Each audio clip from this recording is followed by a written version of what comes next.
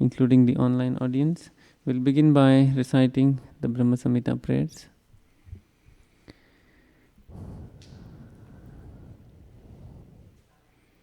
Sanskrit.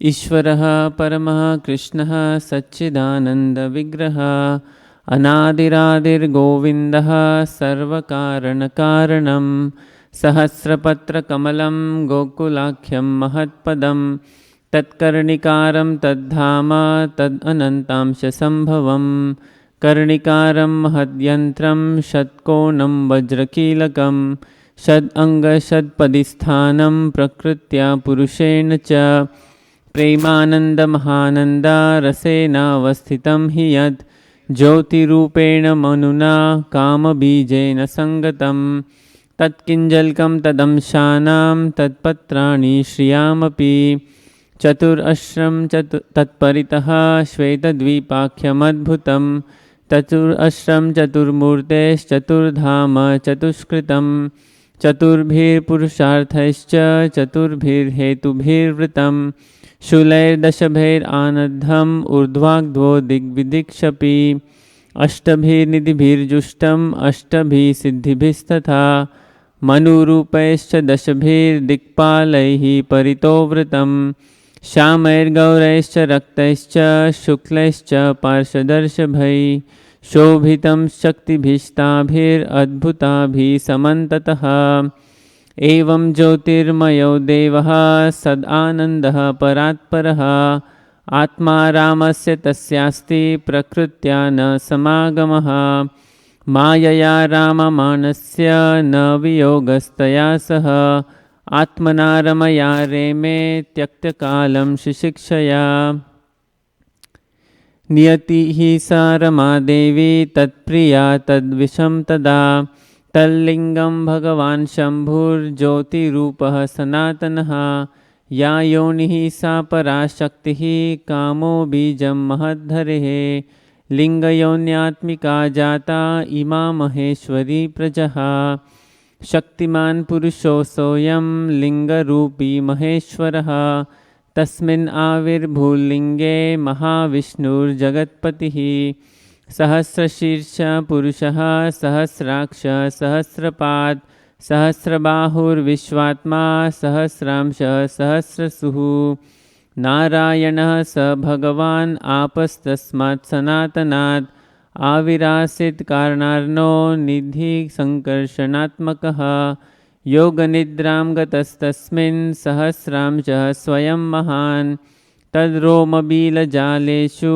बीजं संकर्षणस्य च हैमान्यण्डानि जातानि महाभूतावृतानि तु प्रत्यअण्डमेवमेकांशाद् एकांशाद् विशति स्वयं सहस्रमूर्धा विश्वात्मा महाविष्णुः सनातनः वामङ्गाद् असृजद्विष्णुं दक्षिणाङ्गात् प्रजापतिं ज्योतिर्लिङ्गमयं शम्भुं कूर्चदेशाद् अवासृजद् अहङ्कारात्मकं विश्वं तस्माद् एवं व्यजायत अथ तैस्त्रिविधैर्वेषैर्लीलम् उद्भक्तः किल योगनिद्रा भगवती तस्य श्रीरिव सङ्गता शिशिक्षायां ततो नाभेस्तस्य पद्मं विनिर्ययौ तन्नालं हेमनलिनं ब्रह्मणो लोकमद्भुतं तत्त्वानि पूर्वरूढानि कारणानि परस्परं समवाया प्रयोगाश्च विभिन्नानि पृथक् पृथक् चच्चित्या सज्जमानोऽथ भगवान् आदिपुरुषः योजयन्मायया देवो योगनिद्राम् अकल्पयत् योजयित्वा तु तान्येव प्रविवेश स्वयं गुहां प्रविष्टे तस्मिंस्तु जीवात्मा प्रतिबुध्यते स नित्यो नित्यसम्बन्धः प्रकृतिश्च परैव सा एवं सर्वात्मा सम्बन्धं नाभयां पद्मं हरेरभूत् तत्र ब्रह्मा भवद्भूयश्चतुर्वेदी चतुर्मुखः सञ्जातो भगवच्चक्त्या तत्कालं किल चोदितः शिक्षायां मतिं चक्रे पूर्वसंस्कारसंस्कृतः ददर्श केवलं ध्वान्तं नान्यत् किम् अपि सर्वतः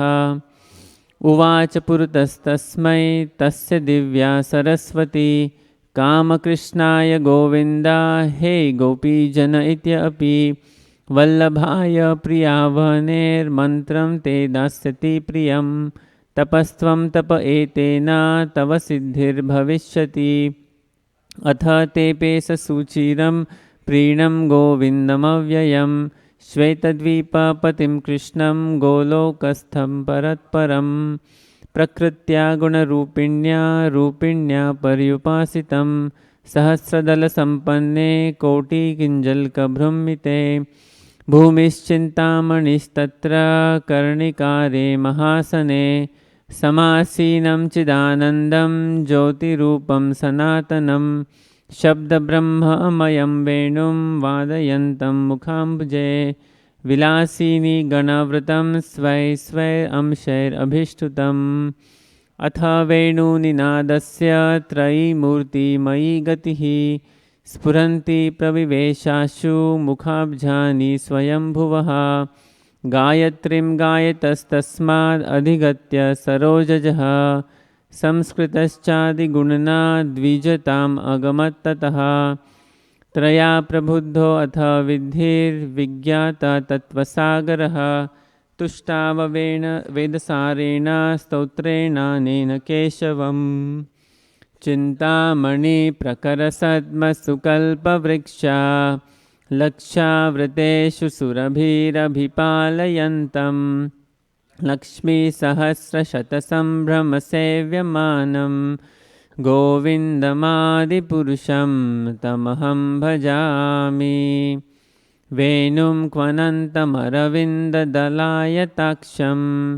ब्रह्मावतां सुन्दराङ्गं कन्दर्पकोटिकमनीयविशेषशोभं गोविन्दमादिपुरुषं तमहं भजामि आलोलचन्द्रकलसद्वनमाल्यवंशी रत्नाङ्गडं प्रणयकेलिकलाविलासं श्यामं त्रिभङ्गललितं नियतप्रकाशं गोविन्दमादिपुरुषं तमहं भजामि अङ्गानि यस्य सकलेन्द्रियवृत्तिमन्ति पश्यन्ति पान्ति कलयन्ति चिरं जगन्ति आनन्दचिन्मयसदुज्ज्वलविग्रहस्य गोविन्दमादिपुरुषं तमहं भजामि अद्वैतमच्युतमनादिमनन्तरूपम् आद्यं पुराणपुरुषं नवयौवनं च वेदेषु दुर्लभमदुर्लभमात्मभक्तौ गोविन्दमादिपुरुषं तमहं भजामि पन्थास्तु कोटिशतवत्सरसम्प्रगम्यो वायोरथापि मनसो मुनिपुङ्गवानां सोऽप्यस्ति यत्प्रपदसिं न विचिन्त्य तत्त्वे गोविन्दमादिपुरुषं तमहं भजामि एकोऽप्यसौ रचयितुं जगदण्डकोटिं यच्चक्तिरस्ति जगदण्डचयाय दन्तः अण्डान्तरस्थपरमाणुचयान्तरस्थं गोविन्दमादिपुरुषं तमहं भजामि यद्भावभावितब्धियो मनुजास्तथैव सम्प्राप्य रूपमहिमासनयानभूषः सुक्तैर्यमेव निगमप्रथितैस्तुवन्ति गोविन्दमादिपुरुषं तमहं भजामि आनन्दचिन्मयरसप्रतिभाविताभिस्ताभिर्य एव निजरूपतया कलाभिः गोलोक एव निवसति अखिलात्मभूतो गोविन्दमादिपुरुषं तमहं भजामि प्रेमाञ्जराचुरितभक्तिविलोचनेन सन्तः सदैव हृदयेषु विलोकयन्ति यं श्यामसुन्दरमचिन्त्य गुणस्वरूपं गोविन्दमादिपुरुषं तमहं भजामि। रामादिमूर्तिषुकलानि यमेन तिष्ठन् नानावतारमकरोद्भुवनेषु किन्तु कृष्णः स्वयं समभवत्परमः पुमान्यो गोविन्दमादिपुरुषं तमहं भजामि। यस्य प्रभा प्रभवतो जगदण्डकोटि कोटिष्वशेषवसुधादिविभूतिभिन्नं तद्ब्रह्मनिष्कलमनन्तमशेषभूतं गोविन्दमादिपुरुषं तमहं भजामि। माया हि यस्य जगदण्डशतानि सूते त्रैगुण्यतद्विषयवेदवितायमाना सत्त्वावलम्बि परसत्त्वं विशुद्धसत्त्वं गोविन्दमादिपुरुषं तमहं भजामि। आनन्दचिन्मयरसात्मतया मनस्सु यः प्राणिनां प्रतिफलं स्मरतामुपेत्या लीलायितेन भुवनानि जयत्यजस्रं गोविन्दमादिपुरुषं तमहं भजामि। गोलोकनाम्नि निजधाम्नि तले च तस्या देवी महेशहरिधामस्तुतेषु तेषु ते ते प्रभावनिचया विहिताश्च येन गोविन्दमादिपुरुषं तमहं भजामि। सृष्टिस्थितिप्रलयसाधनशक्तिरेका छायेव यस्य भुवनानि बिभर्ति दुर्गा इच्छानुरूपमपि यस्य च चेष्टते सा गोविन्दमादिपुरुषं तमहं भजामि। क्षीरं यथा दधिविकारविशेषयोगात् सञ्जायते न हि ततः पृथगस्ति हेतुः यः शम्भुतामपि तथा समुपैति कार्यात् गोविन्दमादिपुरुषं तमहं भजामि। दीपार्चिरेव हि दशान्तरमाभ्युपेत्य दीपायिते विवृतहेतुसमानधर्मा यस्तादृगेव हि च विष्णुतया विभाति गोविन्दमादिपुरुषं तमहं भजामि। यः कार्णनावजले भजति स्म योगा निद्रामनन्तजगदण्डसरोमकूपः आधारशक्तिमवलम्ब्य परां स्वमूर्तिं गोविन्दमादिपुरुषं तमहं भजामि। यस्यैकनिश्वसितकालमथावलम्ब्य जीवन्ति लोमविलजा जगदण्डनाथः विष्णुर्महान् स इह यस्य कलाविशेषो गोविन्दमादिपुरुषं तमहं भजामि। भास्वान् यथा श्मशकलेषु निजेषु तेजः स्वीयं कियत् प्रकटयद्व अपि तद्वदत्र ब्रह्मा य एष जगदण्डविधानकर्ता गोविन्दमादिपुरुषं तमहं भजामि।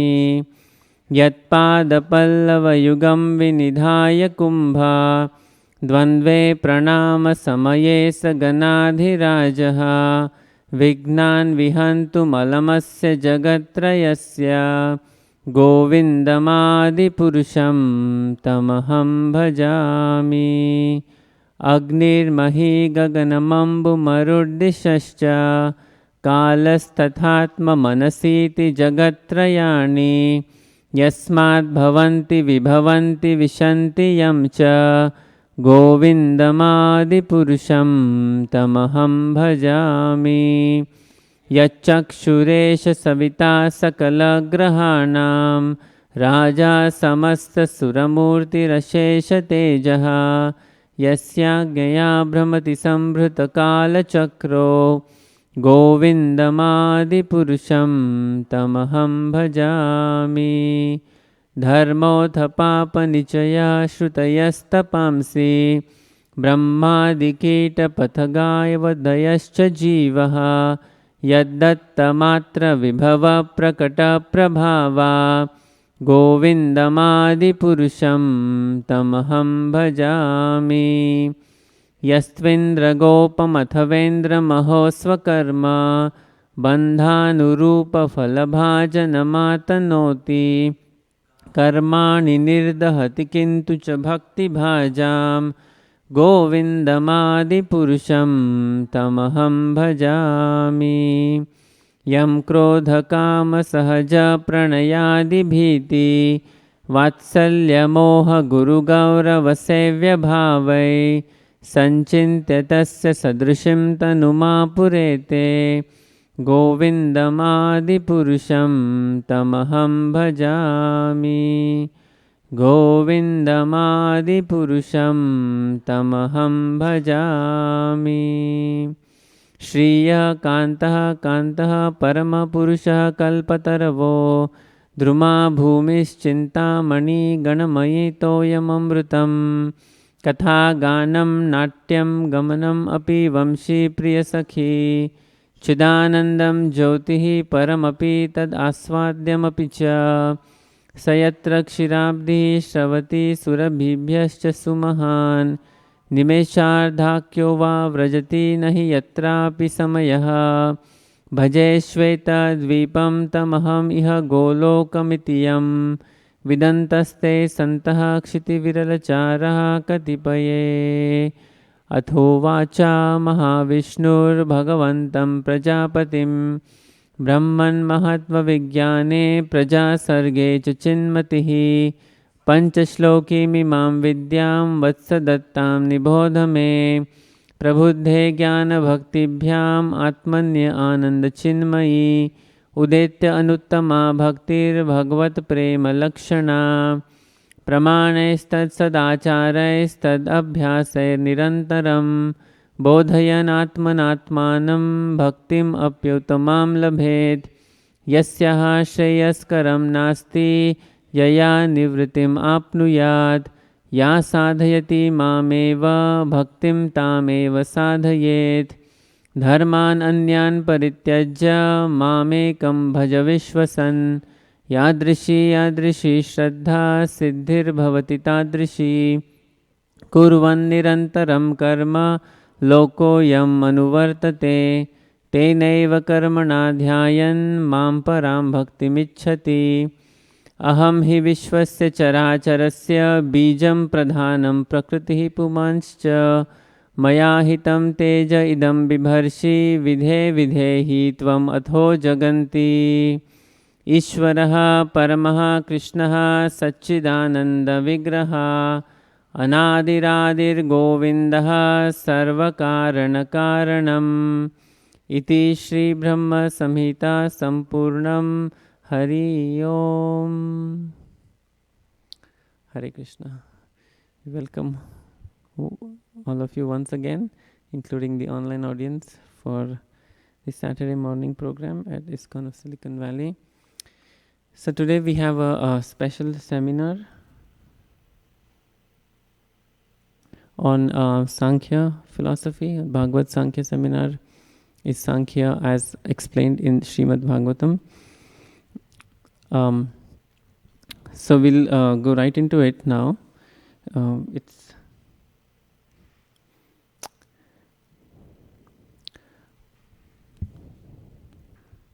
So usually we do a English recitation of Brahma Samhita followed by bhajan and so on, but today we'll just go right into the seminar because it's going to take a while to cover what I've planned for today. This is part 1 of the seminar. Part 2 will be followed in a couple of weeks. Okay, so let's start. So I'm going to begin with the connection between Sankhya and Vedic cosmology because that's what I talked about more than a year ago. In 2018, we had a 4-series seminar on Vedic cosmology. So do any of you remember including online audience, what we had talked about in Vedic cosmology? We talked about Bhumandala. We talked about Bhumandala. Yeah, that's the most important part to remember, because we are located somewhere in Bhumandala. We are located on an island called the centermost island called Jambudvip, and we are located in the southern part of Jambudvip. And if you remember, when we talked about descriptions about different parts of Jambudvip, the descriptions were so nice, right? There were beautiful lakes, mountains, trees, gardens, and the description was very attractive, right?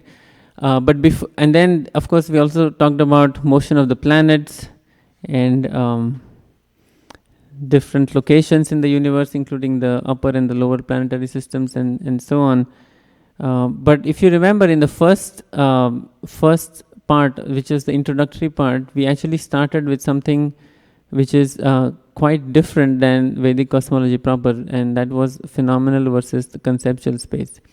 This is these two types of spaces that we differentiated between, and the need for that differentiation, or the need for that need to even talk about such a thing called phenomenal and conceptual space. And that is and after that introduction, we went into the Vedic cosmology aspects. So in this seminar, what we are going to do is that we're going to talk about fundamentals of Sankhya. So Sankhya philosophy, as explained in most importantly in Srimad Bhagavatam, but the basic concepts we already find in Bhagavad Gita. So we're going to start from there, and we see how we end up with a description of phenomenal and conceptual space, or a justification for the presence of these two ideas, that conceptual space and phenomenal space. So that's how we establish a connection between Sankhya and Vedic cosmology. So the bridge is really this ideas of phenomenal and conceptual space. Okay, so so that's the first thing I want everybody to remember, and hopefully towards the end you'll appreciate how Sankhya philosophy naturally feeds into the description of the Vedic cosmos later on in 5th canto. Looking back, I think it was a good idea to do cosmology first, with the by giving introduction on these different basic concepts briefly, because if we had started with Sankhya, we probably would have never reached cosmology, because you'll see today that that how involving this this philosophy is, and how deep it is to get to the point of justifying conceptual and phenomenal spaces.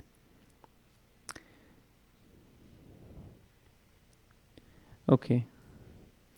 So the bottom line, or the high level summary of the understanding of reality has not changed though, which is good. We don't want changing conclusions. So Vedic cosmology, I started by saying that the reality is not physical; it is conceptual in nature, and that idea, that conclusion, is very much maintained here in this seminar as well. Okay, so that's a high level comment. So important notes, this topic is more philosophical in nature. We did notice that in cosmology there were at least some parts which are somewhat entertaining, right? There was some little bit of entertainment. When we went to different areas of Jambudvip, there were different descriptions and different types of living entities and so on. So there is no such like descriptions or stories involved here, but that's the nature of the topic. I cannot forcibly include some stories unless you want me to tell anecdotes, which is okay. Otherwise, the topic by itself is philosophical in nature. So I'm going to stop in between for questions, but we may have only limited time for questions in between. And thanks to Srivas Chandra Prabhu, we actually managed to do Guru Puja earlier, like before the program seminar started. So we don't have a hard stop at 10. But surely I don't want to exceed or go too long, so that we don't have to wait too long for breakfast prasadam. but we could easily go up to 10:30 or 10:40, right? So we don't have a hard stop at 10. Okay. So one surprising note, maybe if we study philosophy a little bit deeper, we actually may not be that surprising, but it is. It was, at least in the beginning, to me, it was surprising that some of the Western philosophers and thinkers have also discovered few aspects of knowledge which resemble the conclusions that Sankhya presents. But they are also stuck with many problems. So I'm going to not go too much into that, but I'm going to just mention a couple of instances when that happens. So it is interesting to note that there is some similarity of thought between the Western philosophers and the Eastern, the scriptural knowledge that comes from Vedic sources. Purpose of the seminar, bottom line, and I want to make sure that this does help us in meeting this goal, which is to help increase our faith in Krishna consciousness. So you'll see that by the end of the seminars, hopefully we are positioned to practice our devotional service in a better way than before. Okay, so we should be able to become better devotees by studying this topic. So I owe my grateful thanks and gratitude to His Grace Vaisheshika Prabhu and Srivas Pandit Prabhu for allowing me to present topics like these at ISKCON of Silicon Valley. It's not a new topic, I would say, but it is something that we do not discuss very often, or do not discuss in as much depth as I will try to get into during these two seminars. And you'll see, by going a little bit deeper into these aspects, you see what comes out. Some really startling observations and conclusions come out. So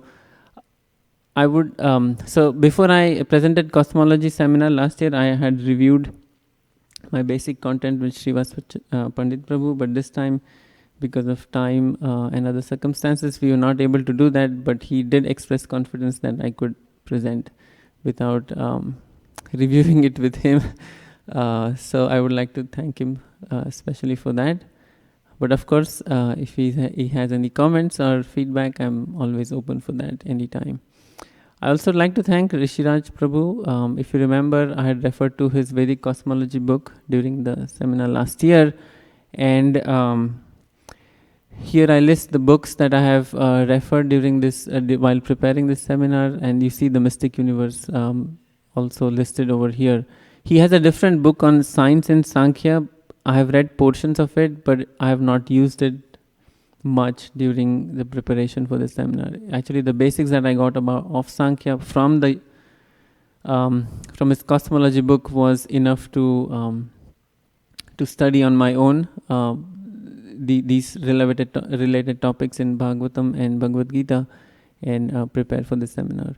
Also, Bhaktivedanta Vidyapith, which publishes this Bhagavad Subodhini, is like a high-level summary of Srimad Bhagavatam. It's canto-wise.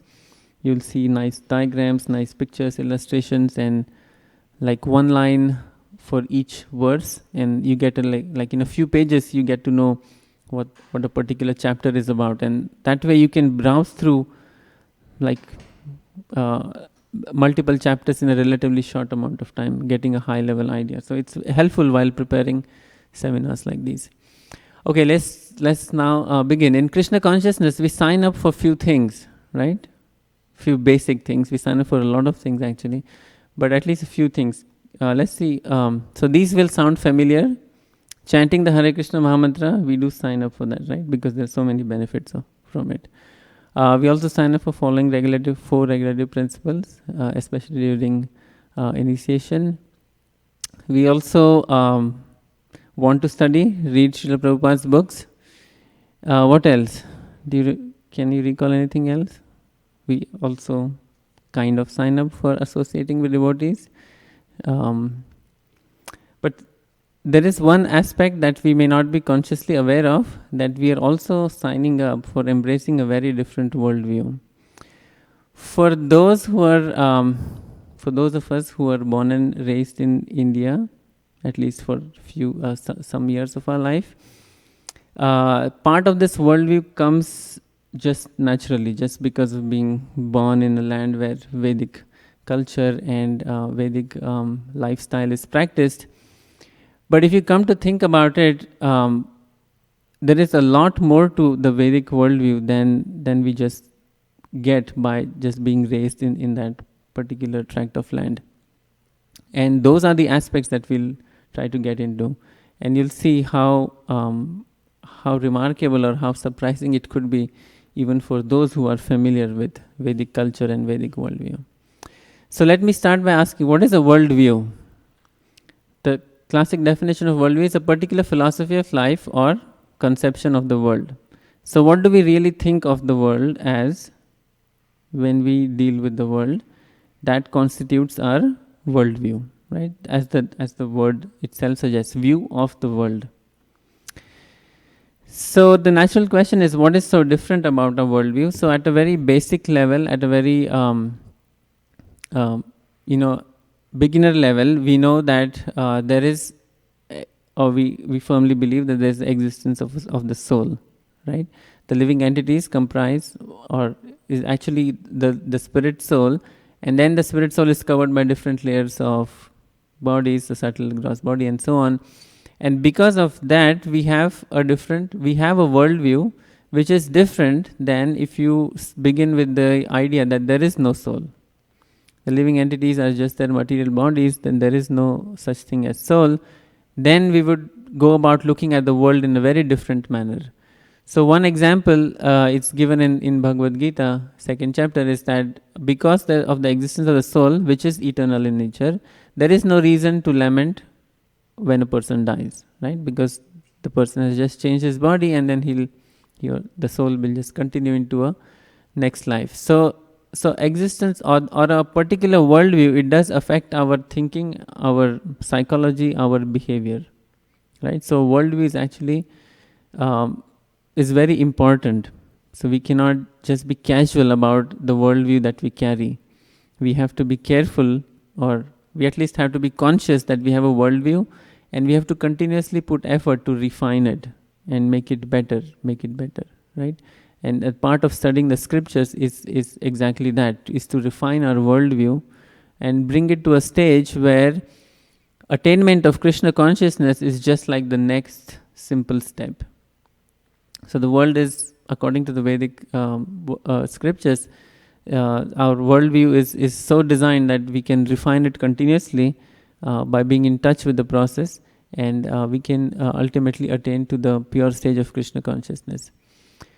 So I already said this thing. So axiomatic belief in, or just our faith in the soul's existence, it leads to a different thinking. It results in a different worldview. So I want to give you a high-level picture of how this worldview and its continuous refinement is important. So the Vedic worldview, I think we all agree, it naturally leads to Krishna consciousness, or at least is supportive of Krishna consciousness. So for example, Lord Ramchandra walked on this planet like millions of years ago, right, in Treta Yuga, not like few thousand years ago or something. But if you study the history of human or history of man on the planet by archaeology and modern techniques, then we are led to believe that no modern man existed before 10,000 years ago. So about 10,000 years ago, when you see traces of like bones and skeletons and so on, and that's the evidence. That's what the evidence points to. So that would contradict an idea that there was an advanced civilization millions of years ago, which, for example, of that is the kingdom of Lord Ramchandra.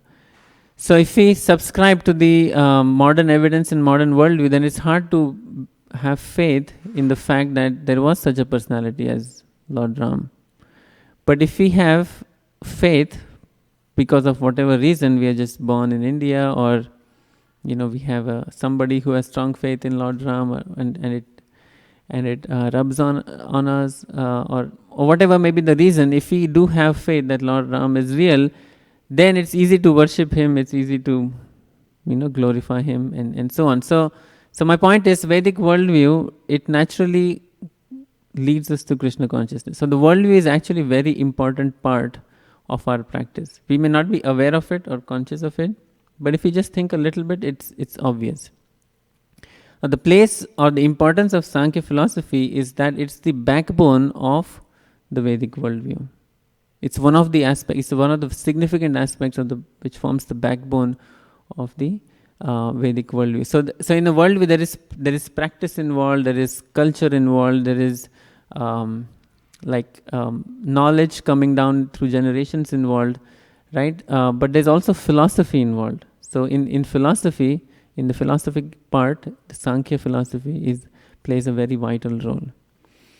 Now, as opposed to this, the modern worldview actually does not support Krishna consciousness to a large extent. Maybe some tiny aspects here and there, maybe, you can find something that supports it, but I just give you an example, right? So it doesn't support. But behind the modern worldview is also modern philosophy, which is powering it. So there are two things that I want to mention over here, is that while as practitioners of Krishna consciousness, we are subscribing to Vedic worldview, right? Otherwise we wouldn't be here.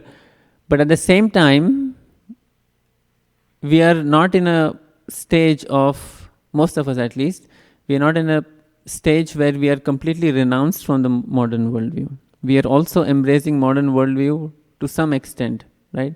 The extent can be differing. Anybody who goes to school these days will get some aspects of modern worldview, and they'll go with it. So now you see you're in between two worldviews which are not supportive of each other. One worldview supports Krishna consciousness, it propels you in one direction. The other worldview does not. In fact, it propels you in the opposite direction.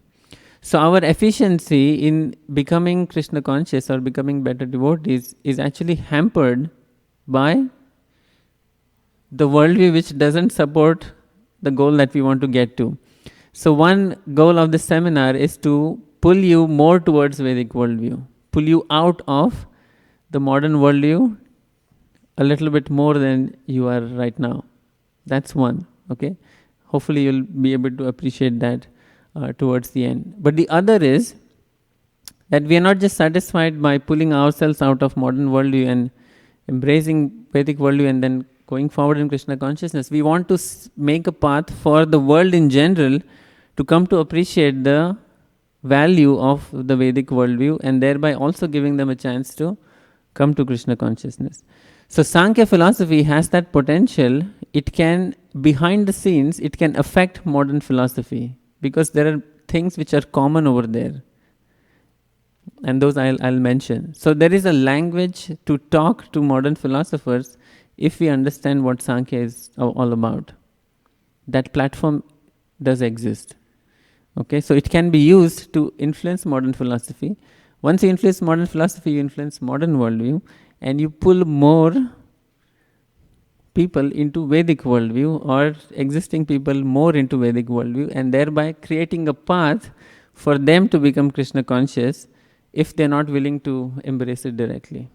Right? There are many aspects by which people come to Krishna consciousness directly, by culture, by attracted by the singing, attracted by colors, by prasad, yes, by looking at the beautiful forms of the deities. There's so many ways, and by all means we should be continuing all of those with great enthusiasm. But if you notice, in the world today, the environment is such that more and more, increasingly more and more number of people are actually not well positioned to embrace it directly, and just because the way things are right now. So we also need to find an indirect path, and obviously this will be a long-term thing. We may not be able to see results even if you put effort in this direction immediately, but there is hope. At least in my opinion, there is hope. So we should put some effort in this direction. Okay, so that's the importance of the worldviews. Prabhuji, I'll pause for questions in few minutes. So a little bit more of motivation for us to study Sankhya. So there is this nice verse in the 5th chapter of Bhagavad Gita which compares Sankhya and devotional service. So 5th chapter is Nishkam Karma Yoga, right? It's not pure devotional service like as Rupa Goswami defines in Nectar of Devotion, but it is a very important step in that direction, which is that you renounce the fruits of your work and offer it as like a devotional offering to the Lord, who's the supreme controller of everything that is. So that is Nishkam Karma Yoga, and rightly Srila Prabhupada translates that as devotional service in that chapter. But there is also Sankhya mentioned in this particular verse. So the translation is that only the ignorant speak of devotional service, Karma Yoga, right? This Nishkam Karma Yoga, as being different from the analytical study of the material world, which is Sankhya. So Sankhya was introduced in 2nd chapter and also in the 4th chapter when Lord Krishna is talking about Jnana Yoga. There are certain aspects of Sankhya covered there too. So Arjuna was confused in the beginning that, well, once you tell me Sankhya, analytical study, the other, then you tell me like work with devotion. So which of the two is better? So Krishna answers that question by saying that those who are ignorant, they speak of them being different, but those who are actually learned realize that one who applies himself well to one of these paths achieves the results of both. That means they can be treated on an equal footing, at least in the beginning stages of our practice. Okay, so analytical study of the material world is equally powerful as Nishkam Karma Yoga, which we all are trying to practice. So I see, if you just imagine, just the illustration for making the point here, that if you see Nishkam Karma Yoga as like some kind of a ladder, where you're trying to go up the ladder and becoming better at your practice in devotional service, then Sankhya can be viewed as a complementary ladder, which sometimes when you have difficulty in making a jump from this, cannot see my cursor. Sometimes if you have difficulty making a jump from this step to that step because it's just too high a jump, then you could actually use Sankhya to make an intermediate jump and then go on to the higher level, right? So it can act as an assisting tool to help us improve our devotional practice. So I also wanted to answer this question in another manner. So if somebody has this doubt, can I do without Sankhya? So you know what my answer would be, right? But I wanted to give you an analogy to understand what I'm saying. So the answer actually is yes and no. So I would highly recommend that you take advantage of the philosophy that's available to us. But in principle, if you want to be like, in principle, do I need it? Or if you ask that question, then in principle, no. I mean, nobody would enforce it on you. The analogy I thought about is that what's the most essential aspect of our practice, of our devotional practice? It was one of the first things we sign up for. Is chanting. Is chanting Hare Krishna Mahamantra, right? So let's say I tell Srivas Chandra Prabhu that you can chant Hare Krishna mantra as much as you like, but on one condition, that you cannot come to the temple. Just don't come. Then he may say, oh, I like to see the deities. Don't worry, we'll give you a picture of the deities. So you look at them at home or watch the online broadcast.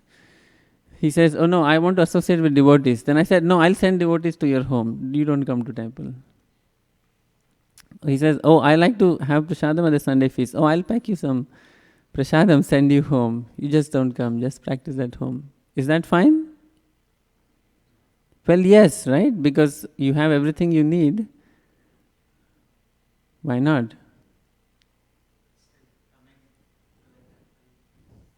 But still coming to the temple is special, right? Because even if so those are the two options you had. So it's just I just try to exaggerate a little bit, But we all know and realize the value of coming to the temple, right? It's associating with devotees, it's arti during the, or singing Gaur Arti together, looking at the beautiful form of the deities, celebrating festivals. It's such a wholesome experience, spiritual experience, that you cannot just make it up by, parts and bits and pieces of things coming to your home, like prasad and other things. So, if there's an opportunity to come to temple, why not? Right? That should be the counter question. Why not? Why shouldn't I come to the temple if it helps me and progress in spiritual life? So, the case I want to make is that if Sankhya is available to you, then why not?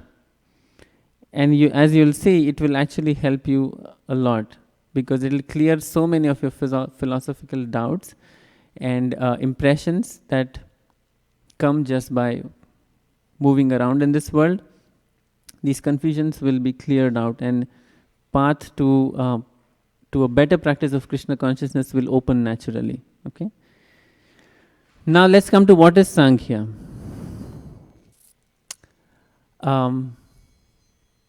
The literal meaning of the word is the philosophy or theory of counting.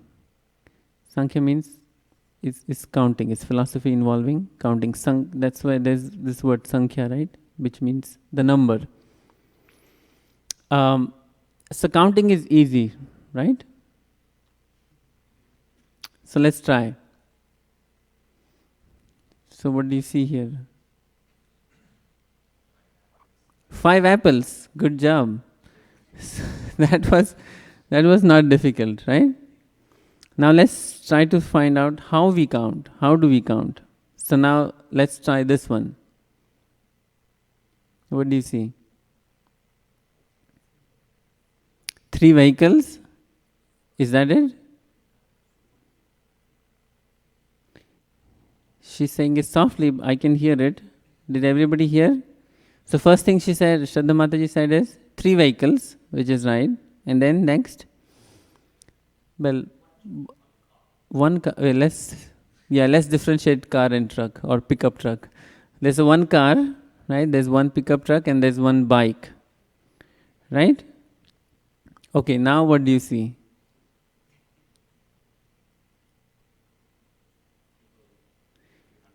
Hundreds of what? Bikes. So let's say I didn't ask you for number of vehicles, but I just ask you for the type of vehicle. Then how many do we have? Just one type, right? So counting is not that difficult in this case. But if I were to ask you how many bikes do we have in there, then you'll have to go in that parking lot and then just count 1, 2, 3, 4. Maybe take you like a couple of hours to just count, right?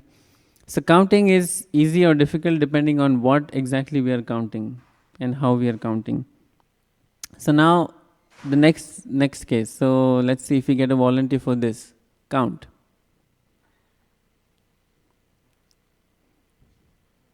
What? I don't know, just count. Can you count? No, you just cannot say count and, you just cannot just give some water to count, right? We don't know what to count. So counting requires the ability to distinguish. Unless you can distinguish and separate one thing from another, there is no meaning to count, right? So counting requires the inherent, or it requires the precondition that we should be able to distinguish, right? So here in this case we have 2 examples: objects and types. Number of objects, like for example the first one I showed you was 3 vehicles, right? But if we want to do types, then 1 of each. And the second one, there are hundreds of bikes, but there's only 1 type, right? So we need objects and types and the ability to distinguish between these to count. Now let's say I give you a very big challenge. So this is my title page, right? So I use it in cosmology also. So now let's say I ask you to count everything that exists in the universe. Let's say number of objects. Is it a doable task? it's just impractical, right? You can go on counting for the rest of your life and we'll not get to the end of it. Let's say I ask you to count the types of objects, not number of objects. Like if number means chairs, right? We have to count, there are 20 chairs in this room. But if we want to count the type, that means only one chair type, right? Or maybe a couple of chair types. So the types is easier than counting number of objects because you reduce the set of your counting size. So even if I ask you to count the types of objects that there are in the universe, is it still possible? Still practical? Because even if you keep counting the existing types, I can keep creating new types and then you can never get to the end of it, right? Somebody will keep creating and that's how the world is. But if I ask you, what are the number of fundamental principles that govern everything which can explain all of our conscious experience? So that can be experience of objects, that can be experience of people, that can be experience of our own mind, own intellect, that can be experience of our pains and pleasures, that can be experience of nature's beauty, that can be experience of our work life.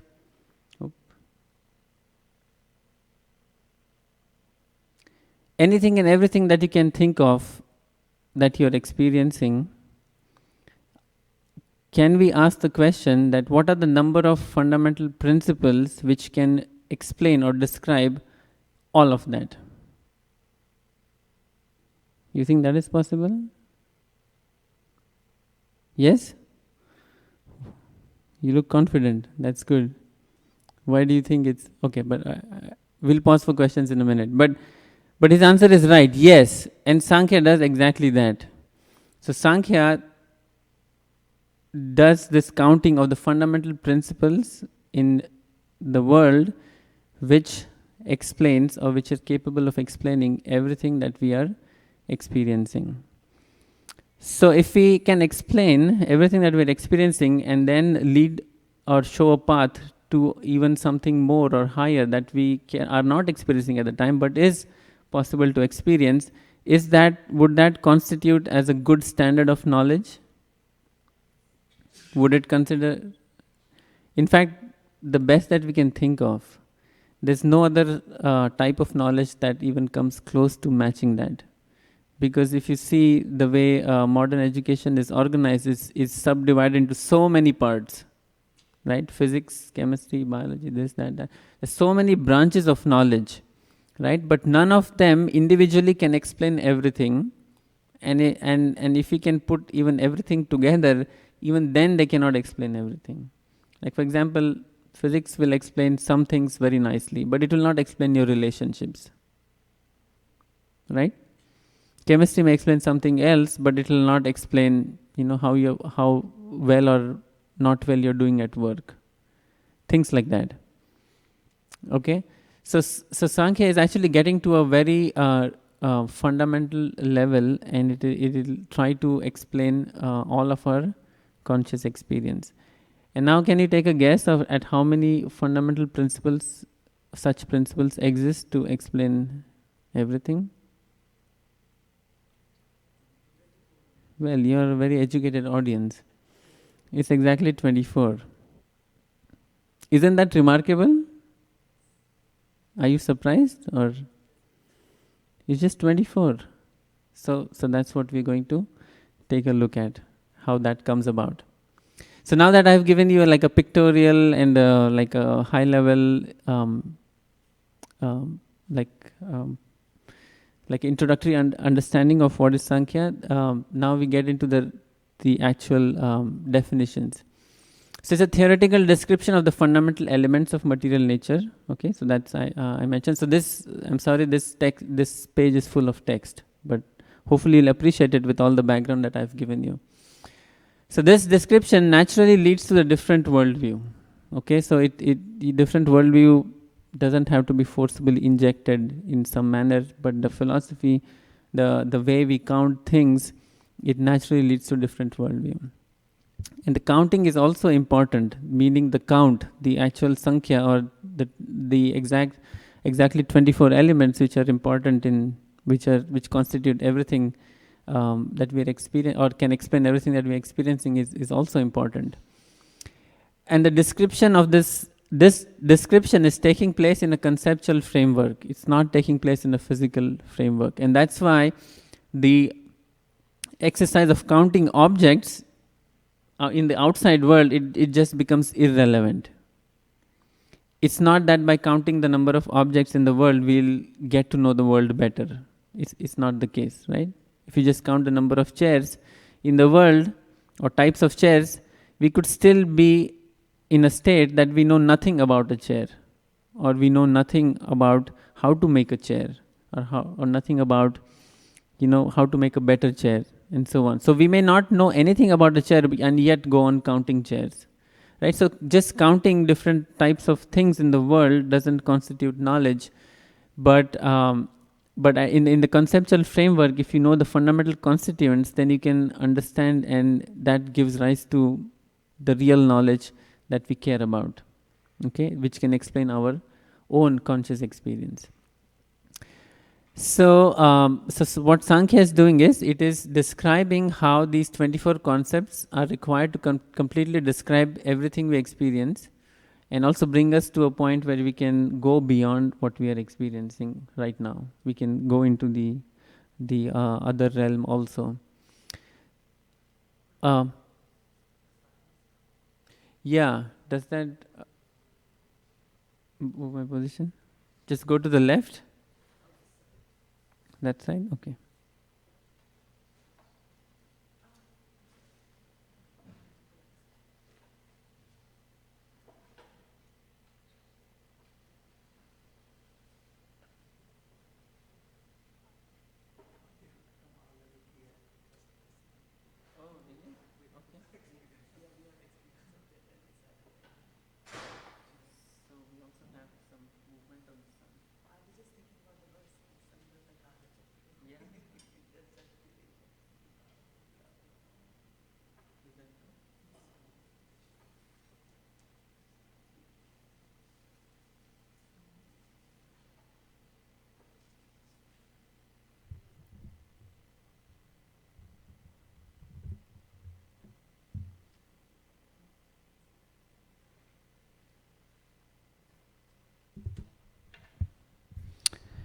Okay, Hare Krishna. Can you see me better?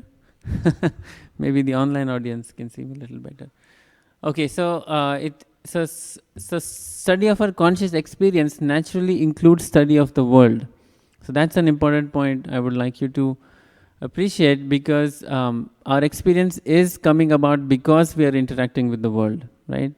Otherwise, how would the experience come about? So that naturally includes the description of the world. So if we are curious about the world, then that curiosity will also be addressed. It will be, we'll get answers to that also.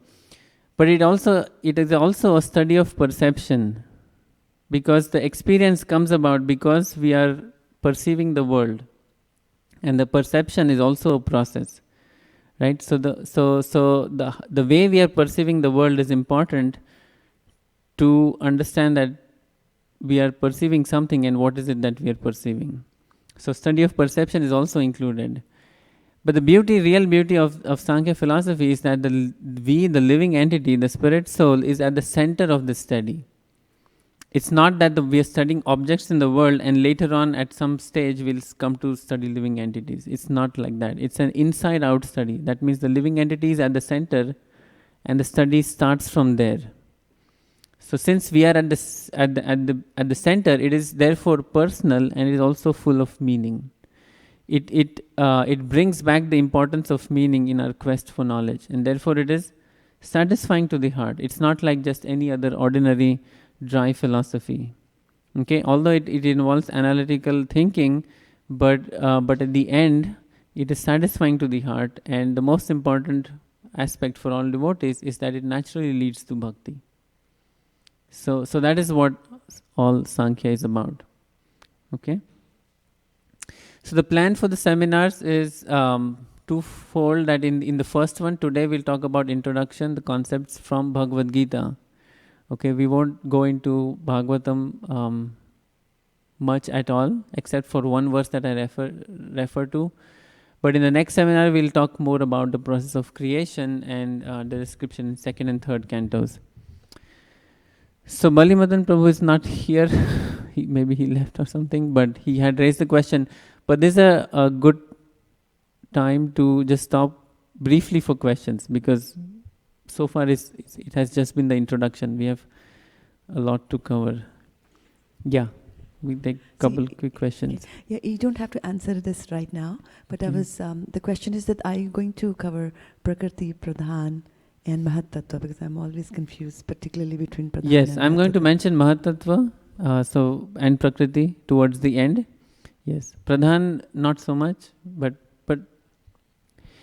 yeah, in part 2a we can talk a little more about it. But yeah, I will explain the basics. Yeah. Yes, Prabhu. Prabhu, you mentioned how Sankhya philosophy also affects the modern philosophy to some extent. And it has the potential thinking to influence modern philosophy. Okay. Yeah. Could you give some examples of like, for example, like study of perception or study of mind, like theory of mind. What really is the mind? How can we think about the mind and to explain everything that it does?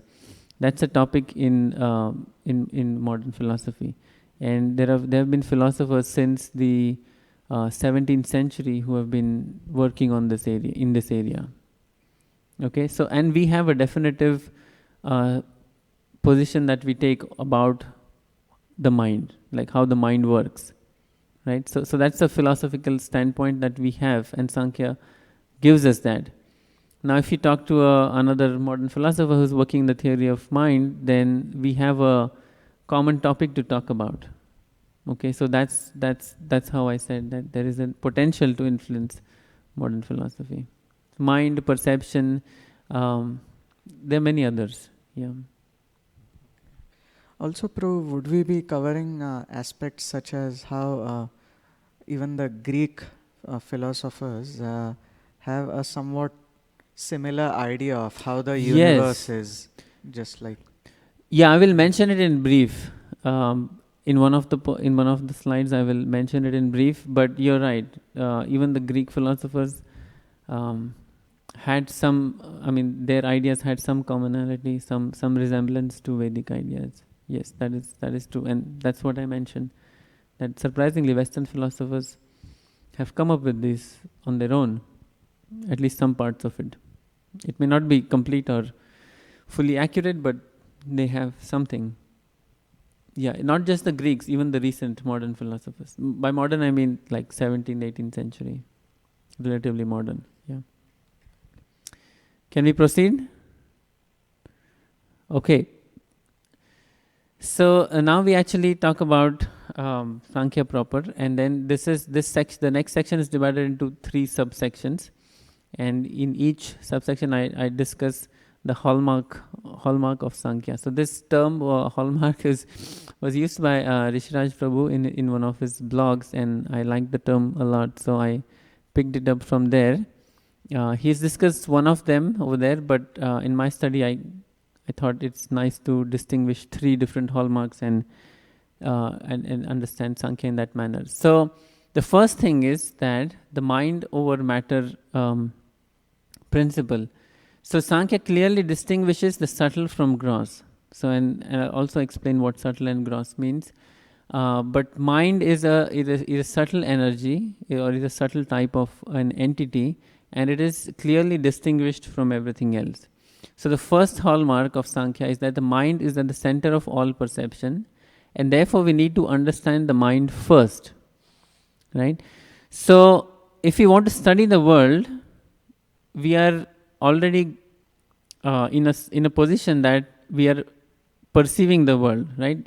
Unless we perceive the world, there's nothing to study, right? But how are we perceiving it? The perception is happening because we have a mind. We actually cannot imagine this situation, but if I just say that, for a minute imagine that you don't have mind.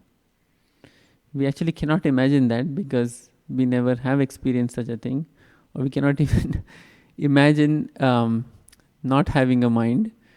But if you think about it carefully, that what all your mind does, and try to negate those aspects, you'll see that you'll actually end up negating all of perception. So if you don't have a mind, you don't have perception. If you don't have perception, there is no question of the world to study. So if you want to study the world, then a step back from that is the fact that we are perceiving. And a step back from that, the source of perception is coming from the mind. So if you really want to study the world, then you should start by studying the mind, not the world as it just appears to us at the raw level or at face value, right? And this is what Sankhya calls out, and it clearly says that mind is at the center of all perception.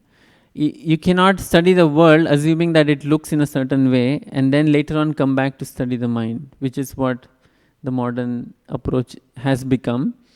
That is not allowed, because you'll end up making a lot of mistakes and everything you describe will be improper, inaccurate.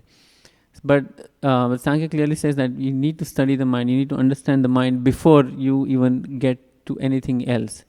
So how do we understand the mind? So Bhagavad Gita actually helps us with it, and it gives us a few basic ideas. So there is this very nice verse in the 15th chapter of Bhagavad Gita. I referred to this even during my cosmology seminar. Before this 15.9, there is a 15.8 which says that the living entities in the material world carries its different conceptions of life from one body to another, as the air carries aromas. Just like air carries aromas from one place to another in our common experience, similarly the mind of a living entity carries different conceptions about the world. And when at the time of death a living entity quits his body, he takes another one. But what is that another one is described in this 15.9, and it's basically the mind that gets carried over in the conceptual form to the next body, and that determines what kind of senses one will gather. So Shrotram Chakshu Sparshanam Cha Rasanam Grahanam Evacha Adishthaya Manaschayam Vishayan Upasevate. So 15.8 tells us that mind is a conceptual entity. I mean, mind is a conceptual type of a thing, right? It's not a physical thing that you can touch, see, feel, and so on. Mind is purely conceptual. And that's why the mind helps to carry different concepts around, and even at the time of death, right? So at the time of death, this phenomenal or the outer covering, outer experience all ceases to exist, right? But the living soul is transported to some other realm with the help of the mind, because the mind carries the concepts, and whatever those concepts are, that will determine what kind of Shrotram, Chakshu, Sparshanam, Rasanam, Grahanam, that means the five senses, sense of ear, eye, tongue, nose, and touch. What kind of senses the living entity will acquire in the next life. But now the one that the phrase that I've highlighted is that these are grouped about the mind. Unless the senses are in the mind, or they are located in the mind, or they are connected to the mind, how can the mind determine the type of sense that we're getting in the next life?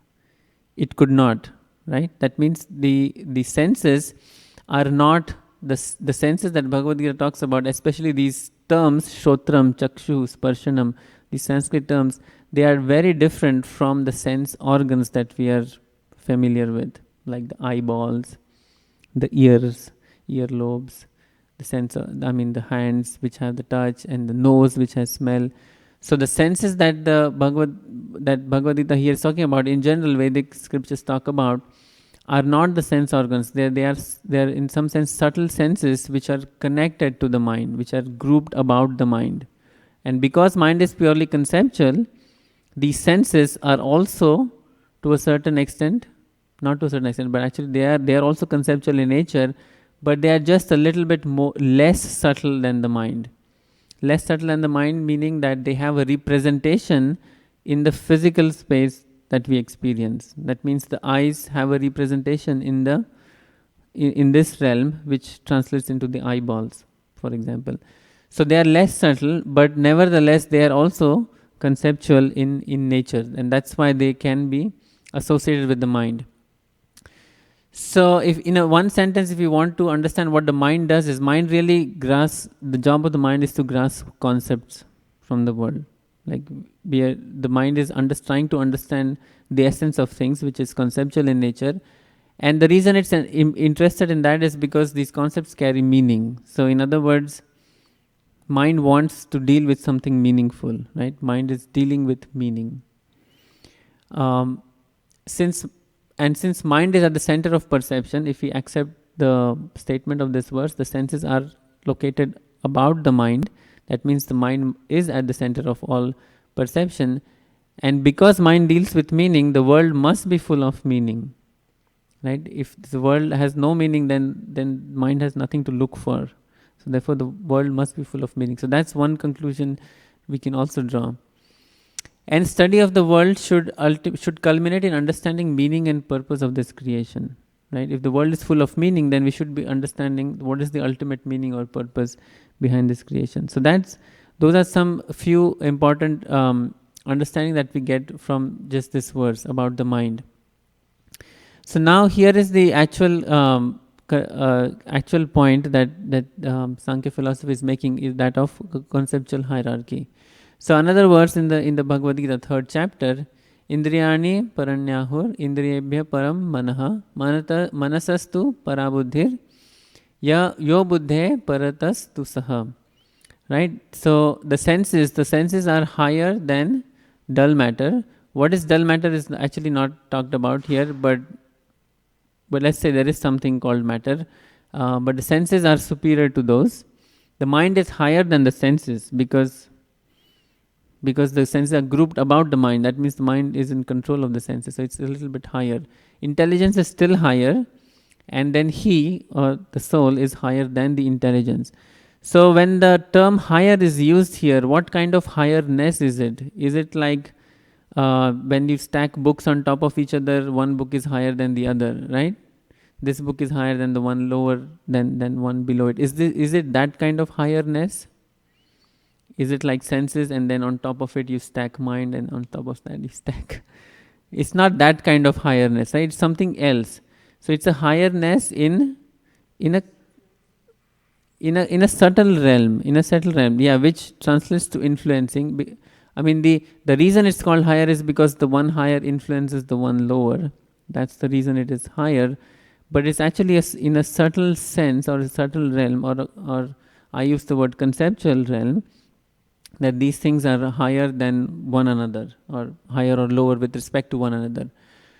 So this verse translates to this kind of a diagram, right? The senses are in the lowermost point of the hierarchy. Above the senses is the mind, above that is intelligence, and above that is the soul. But this realm, this hierarchy, is not in the physical realm, right? It's actually the conceptual nature of the mind and perception requires us to think of a conceptual realm. So the hierarchy implies a dimension also. Like for example, we can talk about, I mean, not so much here, but in other places we can talk about, like the example I gave during Vedic Cosmology seminar was the org tree, right? Like the CEO is at the head of the organization, and then you have managers or VPs and so on, differently structured, right? You can also talk about the distance between like an engineer and a CEO, or a VP and a CEO, right? You can also talk about those kind of distances. So talking of a dimension is possible when we talk about conceptual hierarchy. And then dimension requires us to talk about space, because unless you have some kind of space, you cannot measure anything in there, right? Imagine trying to measure 5 centimeter length, but you're not given any space to measure that. It won't be possible. So the dimension comes once after you have space. So the hierarchy requires us to think of dimension. Dimension requires us to think of space. And because this space, we're not talking about physical things, we're not talking about, since we're talking about conceptual realm, then it demands us to think about conceptual space, right? So this hierarchy, it implies that there is such thing as conceptual space, and there is a hierarchy lower and higher between these, between the concepts in this space. Okay, so that's like the preliminary justification or preliminary explanation for why we need even the idea of a conceptual space to begin with. Is that okay? I think you're all following. So now this gives us this understanding that senses are also actually conceptual in nature. They are also subtle in nature. They are the senses that the Vedic scripture is talking about is not to be equated with the ordinary objects or ordinary sense organs. They are not the same as the sense organs. Obviously, there's some connection, but they are not the same. Okay, so senses that we talk about henceforth, they are all connected to the mind and they are also conceptual in nature. Is that okay? So let's talk about the real body. Now if we say that the senses are conceptual in nature, then we should be questioning what is the nature of the body that we think we have. Right? So in this conceptual framework, relative to the mind, the senses are less subtle and are hence gross with respect to it. So the gross nature of the senses is just with respect to the mind, but there is nothing really gross about the senses itself. The senses are also, the senses that we're talking about here, they are also subtle in nature and they are connected to the mind. Okay? So the real body, so that's my underlying statement here, gross does not really mean physical. Gross does not mean physical. Okay? We usually sometimes we tend to think that this is my gross body, right? But actually the gross body is not to be equated with the physical body or the representation of the body in the physical realm. Okay, so that's an important conclusion that comes out of this this conceptual hierarchy. So this picture actually perfectly captures what the real body is about. So this is an analogy, right? So it gives an example of a chariot which we can all visualize. There are 5 horses which are like the 5 senses, and the senses are going about in some direction. Unless you have these reins by which you can control the horses, you won't be able to take control of the chariot, right? So these reins with which you control the horses is the mind, and the intelligence is the one who is driving the chariot. So that represents a hierarchy, right? Without senses, there's nothing to. I mean, you won't be able to drive at all. Without the agency to control the senses, your chariot is not in a very good position to drive around in a nice manner. And even if you have a way to control, but if you don't have don't have like collective control over the reins and the senses, then you won't be able to also drive the chariot in a nice manner. So in terms of importance, intelligence is more important, the mind is next important, and the senses are next important. So there's a hierarchy, but this hierarchy exists in the conceptual realm, and this picture, it helps us to visualize this hierarchy in the conceptual realm. So the real body that we're talking about, the both subtle and the gross, are actually conceptual in nature. There's nothing physical about the gross body as well. Okay? Okay, let's pause here for a couple of minutes. So you can take the microphone and... I remember hearing you saying that mind. Is the mic on? Yeah, okay. Yeah. The mind, you said it's not physically touchable or physical form, we don't have it. Right. The senses we are able to see, we are able to use our senses. Yes, we are able to use our senses, that is true, because we have a mind. Okay. Mind is able to employ the senses to do some job for it, right? Perception, the job of perception. So the body is not physical, you are saying it's not physical, so that's... So the gross body, so the senses are said to be gross, right? Senses are said to be gross because it is gross with respect to or it is less subtle with respect to the mind. That's what gross means. But gross doesn't mean physical. sometimes for reasons of practical things, we sometimes just equate the physical body to the gross body, and and for some like practical things, it's okay to do that. But if you want to really get to the details and find out what is the accurate way to describe things, then that is what we find. And for your question about mind, yeah, we cannot see and touch and so on. But what about eyes, or what about nose? So if you introspect a little bit, you actually cannot see your eyes as well. If you look in the mirror, what you're seeing is your eyeballs, but you're not able to see the ability to see with any of your faculties. But you have ability to see. The ability to see is actually the sense of seeing. Ability to hear is actually your sense of hearing. But you cannot see that ability. But you have that ability because you are hearing. And you are hearing because you have a mind. And because you have a mind, you have ability to hear. So it's connected to the mind more than to what you can see and touch. This here does represent the ability to see. The ability to see is actually a subtle thing that's connected to the mind.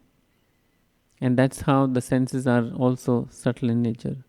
The senses. And that's why these Sanskrit terms are actually very important. Shrotram, Chakshu, there's no equivalent in English. We just translate it to eyes. And then when we talk about eyes, we just think about this eyeballs, right? In something that is represented in the physical realm. But that's not what the scripture is talking about. This can lead to a very important follow-up question, but Mata, do you have a question? Sometimes you use the term sense and sense organs. Yeah. So like sense is subtle and the sense organ is sort of gross. That's right. So do you have a question about it, or it's just a comment? Just a comment, yeah. So even when describing the Virat Rupa in the second canto, the universal form of the Lord, there is even the verses, Bhagavatam verses draw this distinction between subtle sense and the sense organ of the universal form. So yeah, there is some distinguishing over there also, but the universal form is something quite different. So let's not go there, but just that in terms of the terminology, there is this difference existing even in Bhagavatam, that subtle sense and the sense organ. So all I'm saying here is that when we talk about this verse and the senses, they are actually referring to the subtle sense. Unless they are the subtle sense, they cannot be grouped about the mind. And we are not talking about the sense organs. The sense organs exist, we are not denying that, but that's a different thing. Okay, we are talking about the subtle senses. Yes. It is just like understanding that seeing through eye, hearing through ear. It is like that. Seeing through eye. Eye is a media. Through eye only we are able to see and then visualize with perception, because the senses are grouped around the mind. Yeah, that's okay. You can say that. The eyes represents the ability to see, ability to have, ability to get some vision from the world. And similarly, our ears are ability to see, ability to hear, and so on. Okay, let's move forward. Is that okay? Okay, so the next is hallmark, and this is one that will probably surprise you the most. And that's why I've kept a longer section on this to explain. And this is really the crux of the seminar. Sankhya hallmark 2 is that the senses go out into the world looking for information. It's not that information comes into the senses, and the senses are a passive media of gathering information and passing it to the mind. But it's actually the senses which go out into the world and they look for whatever they are looking for. So I already said that. Okay.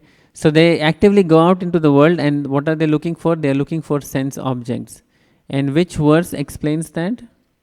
You must have all read this verse many times. But if we really take it to heart, then this is what it means.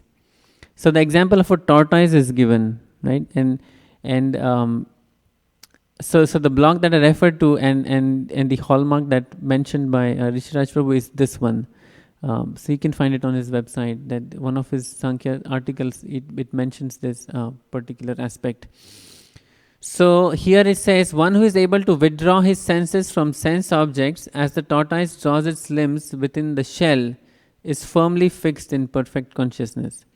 So when Arjuna asks Krishna what is the definition of a sthita pragya, like one who is firmly fixed in consciousness, he gives several aspects of symptoms of such a person.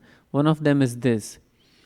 So here there's an analogy, right? You've seen a tortoise, right? Tortoise can extend its limbs out of its shell and then completely withdraw them. So you can see a tortoise completely inside the shell, no limbs.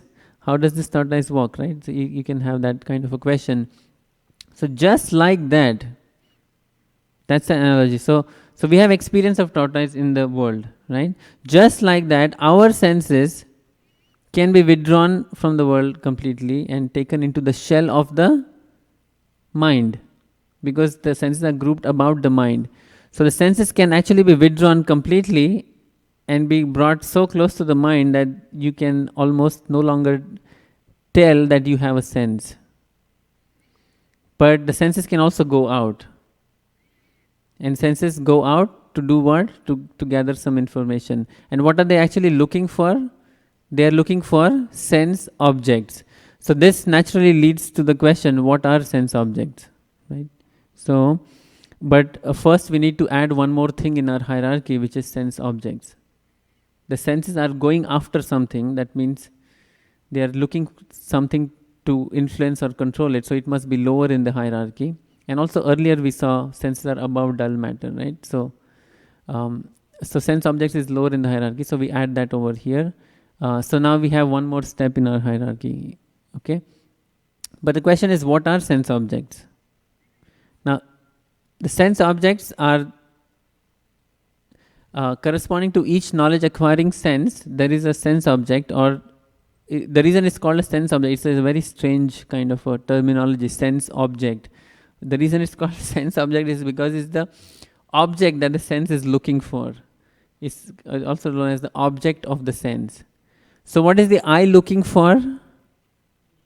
Eye is looking for some kind of form, some color, shape. Form includes shape, right? It's basically looking for something to visualize, some kind of a vision it wants, right? Eye cannot sit passively, not having anything to look at, right? So that's what eye is looking for. What is the ear looking for? Something to hear, some sound. Ear cannot just sit quietly without any sound being supplied to it, right? Similarly, the sense of taste is looking for things to taste. Sense of smell is looking for things to smell. Sense of touch is looking for things to touch, right? So corresponding to every sense, there is a sense object or the object of the sense. So sound, touch, vision, taste and smell, these are called the 5 objects of the senses, or they are also called tanmatras. Okay, so they form the lower part of the hierarchy. Another verse in the 2nd chapter which utilizes this idea about the senses going out or roaming around in the world is this one. Indriyanam hi charatam yan mano anuvidhiyate tad asya harati pragyam vayur navam ivambhasi. Another kind of another example, right? Just like a strong wind sweeps away a boat in water, even if the boat has a strong motor, it can sweep it away completely off course. Just like that, even one of a roaming sense. What does roaming sense mean? Roaming means moving around, right? Moving about. It's not like sitting in one place. Again, it supports the idea that these senses that we're talking about here are not the sense organs, because you don't see your eyeballs moving around, at least not that much, right? It's not the eyeball movement or the ear movement that we're talking about. Here is the subtle senses which are moving around. And if the force that the sense brings about to the mind is so strong, just like a strong wind, then it can completely take the mind off course. So the boat here is like the mind, and the wind is a strong sense. Okay, so strong sense can completely take the mind off something that you're not supposed to be hovering around. Okay, so another example, and similarly, one of the roaming senses on which the mind focuses on, it can take away the intelligence of a person. So now the question arises: what kind of world are we talking about, where the senses are moving around, where senses are roaming around? What kind of a world is that? It obviously cannot be the physical world, right? It cannot be the realm that we are experiencing in a physical manner, right? Because you don't see people's senses dancing around. Do you see? Do you see my eyes going around in this room? You don't, right? But my eyes are actually out in the world. Your eyes also are in the world. Whether you realize what that means or not, all our senses are actually out in the world. But this world is not the physical realm that we are experiencing. But then the question is, that there must be a world out there, right? Unless there's a world, what are we experiencing? There is nothing to experience. So we are now in a conundrum, right? There is a world. We cannot deny that there's a world, but it's not the world that we are experiencing as a physical realm. So what is the world? Where is the world, or what is its nature? Is that a valid question to ask? Yes? And that's what we naturally stumble upon by looking at this conceptual hierarchy. So now look at this picture and see, and tell me what you see.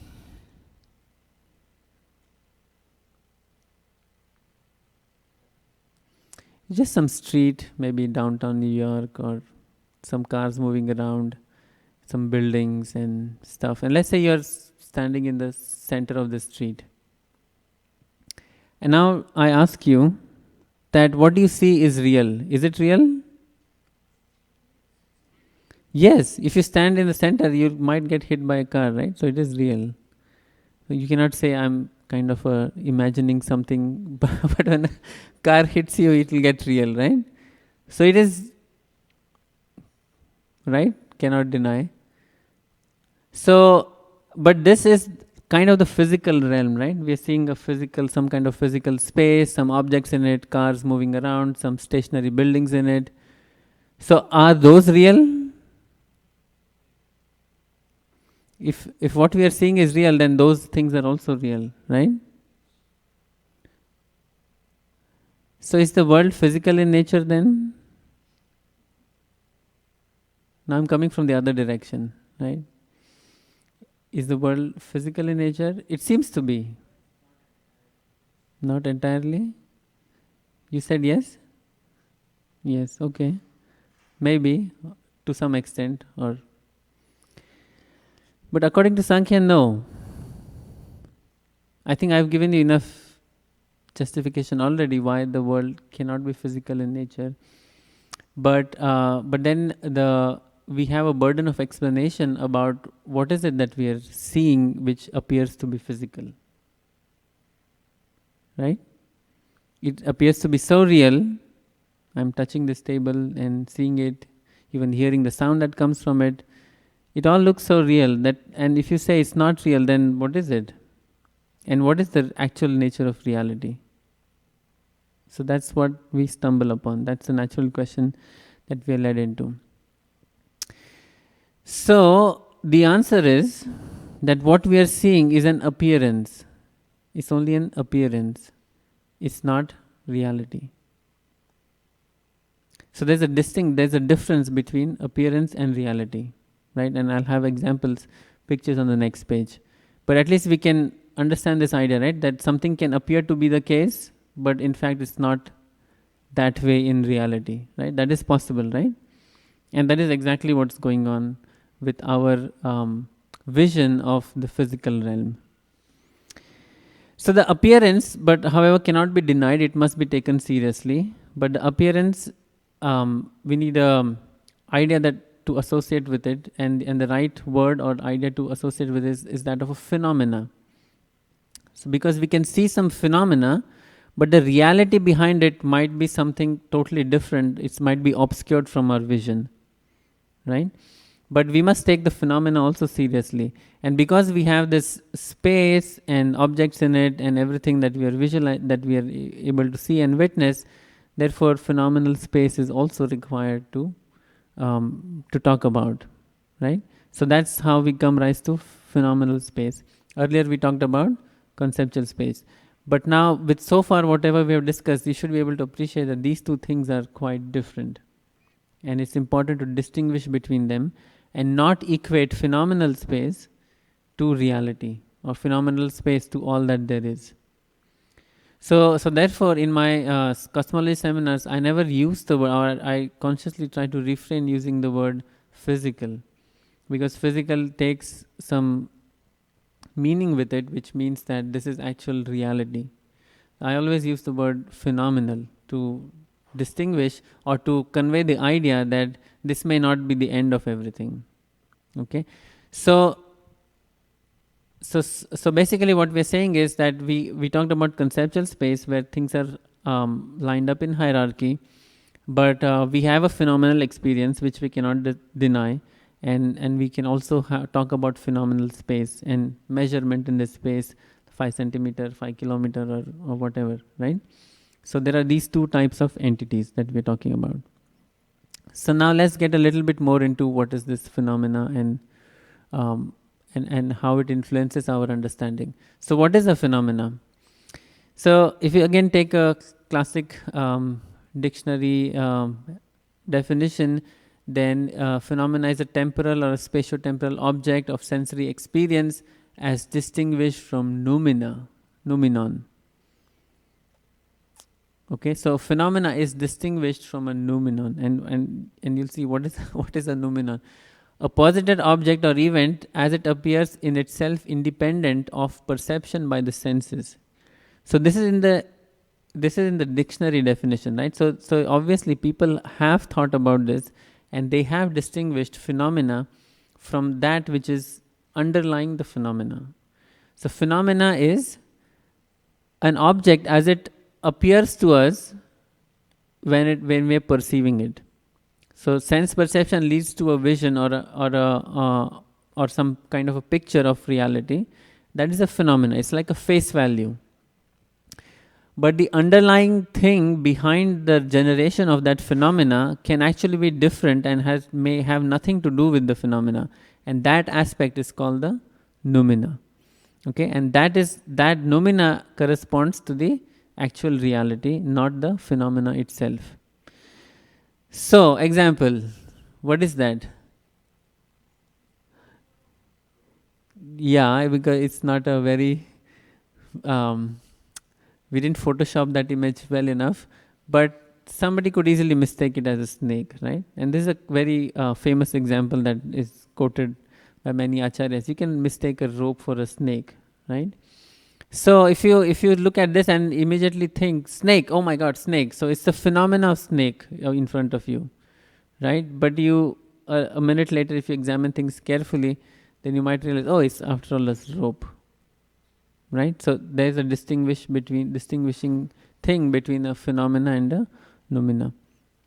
Similarly, what do you see here? Maybe some mountains, some dry land, and maybe water in between. But it's actually a mirage. It's a actual picture of a mirage I got from the internet. So it is like appearance of water. So that's phenomenal. But if you actually go and examine, there is no water.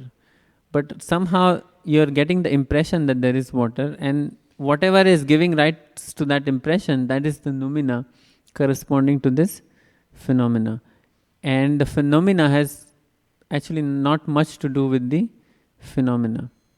Okay, so at least we appreciate the fact that phenomena and noumena, there are these two different things, and those need to be distinguished.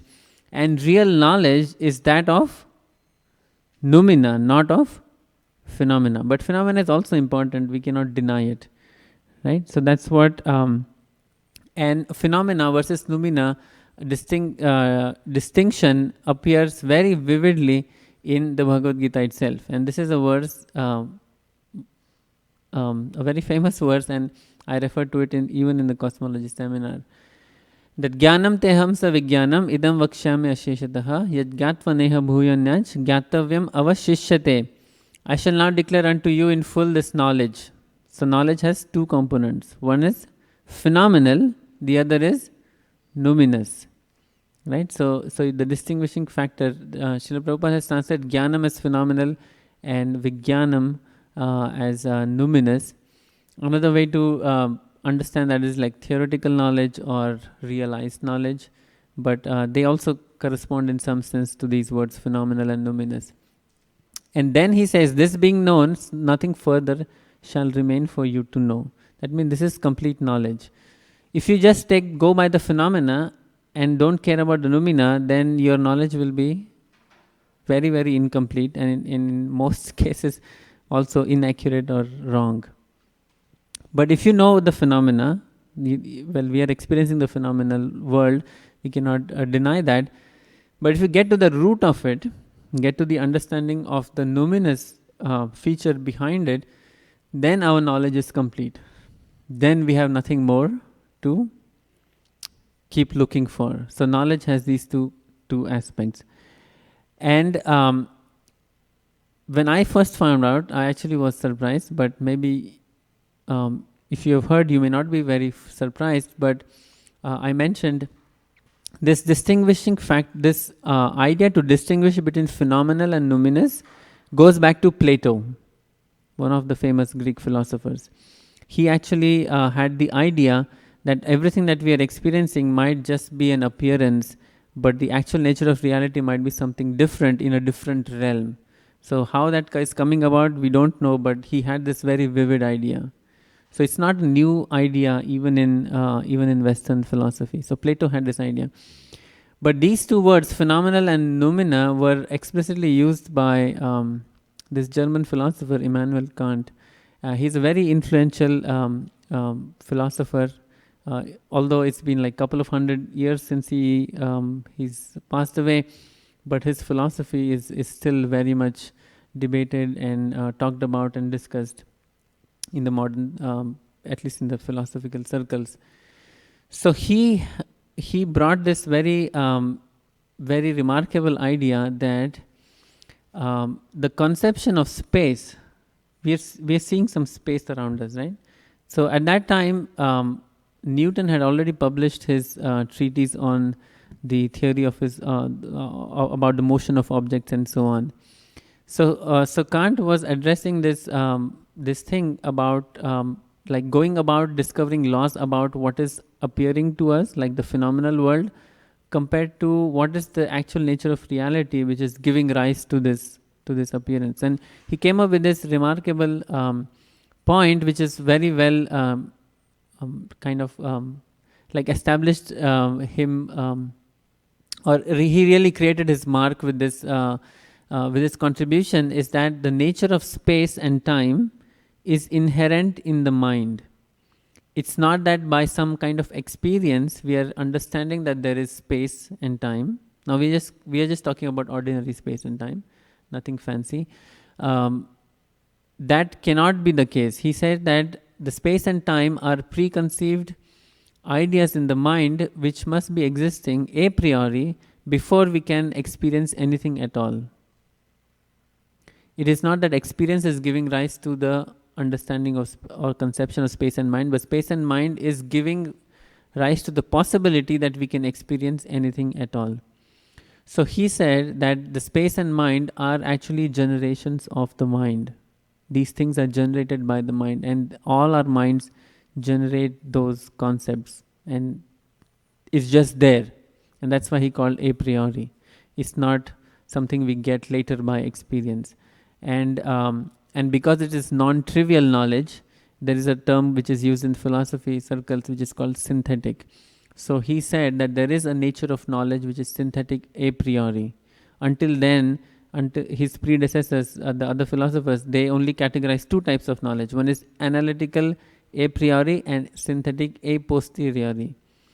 So that means that which is got by experience. But Kant, he said that no, there is another category and you cannot ignore this, and that's called synthetic a priori. So even you can see, the reason I'm telling you this is because he came up with this proposal that the space must be in the mind. It's not the experience that is giving rise to space. And because space is in the mind, is coming from the mind, therefore you are able to see objects, any objects at all. That means he's saying that the mind is also at the center of all perception. Unless you have a mind, unless you have notion of space and time, there's nothing there you're not even able to perceive. So you can see some parallel between the idea that he proposed and all the Sankhya that we have been discussing so far. And he actually he said that this nature of space and time and objects in it is all phenomenal in nature. It is not the real stuff. Knowledge of this stuff is not real knowledge, because space and time are coming from mind. So what is giving rise to space and time, that must be the actual generation, or that must be the actual source of everything that we're experiencing.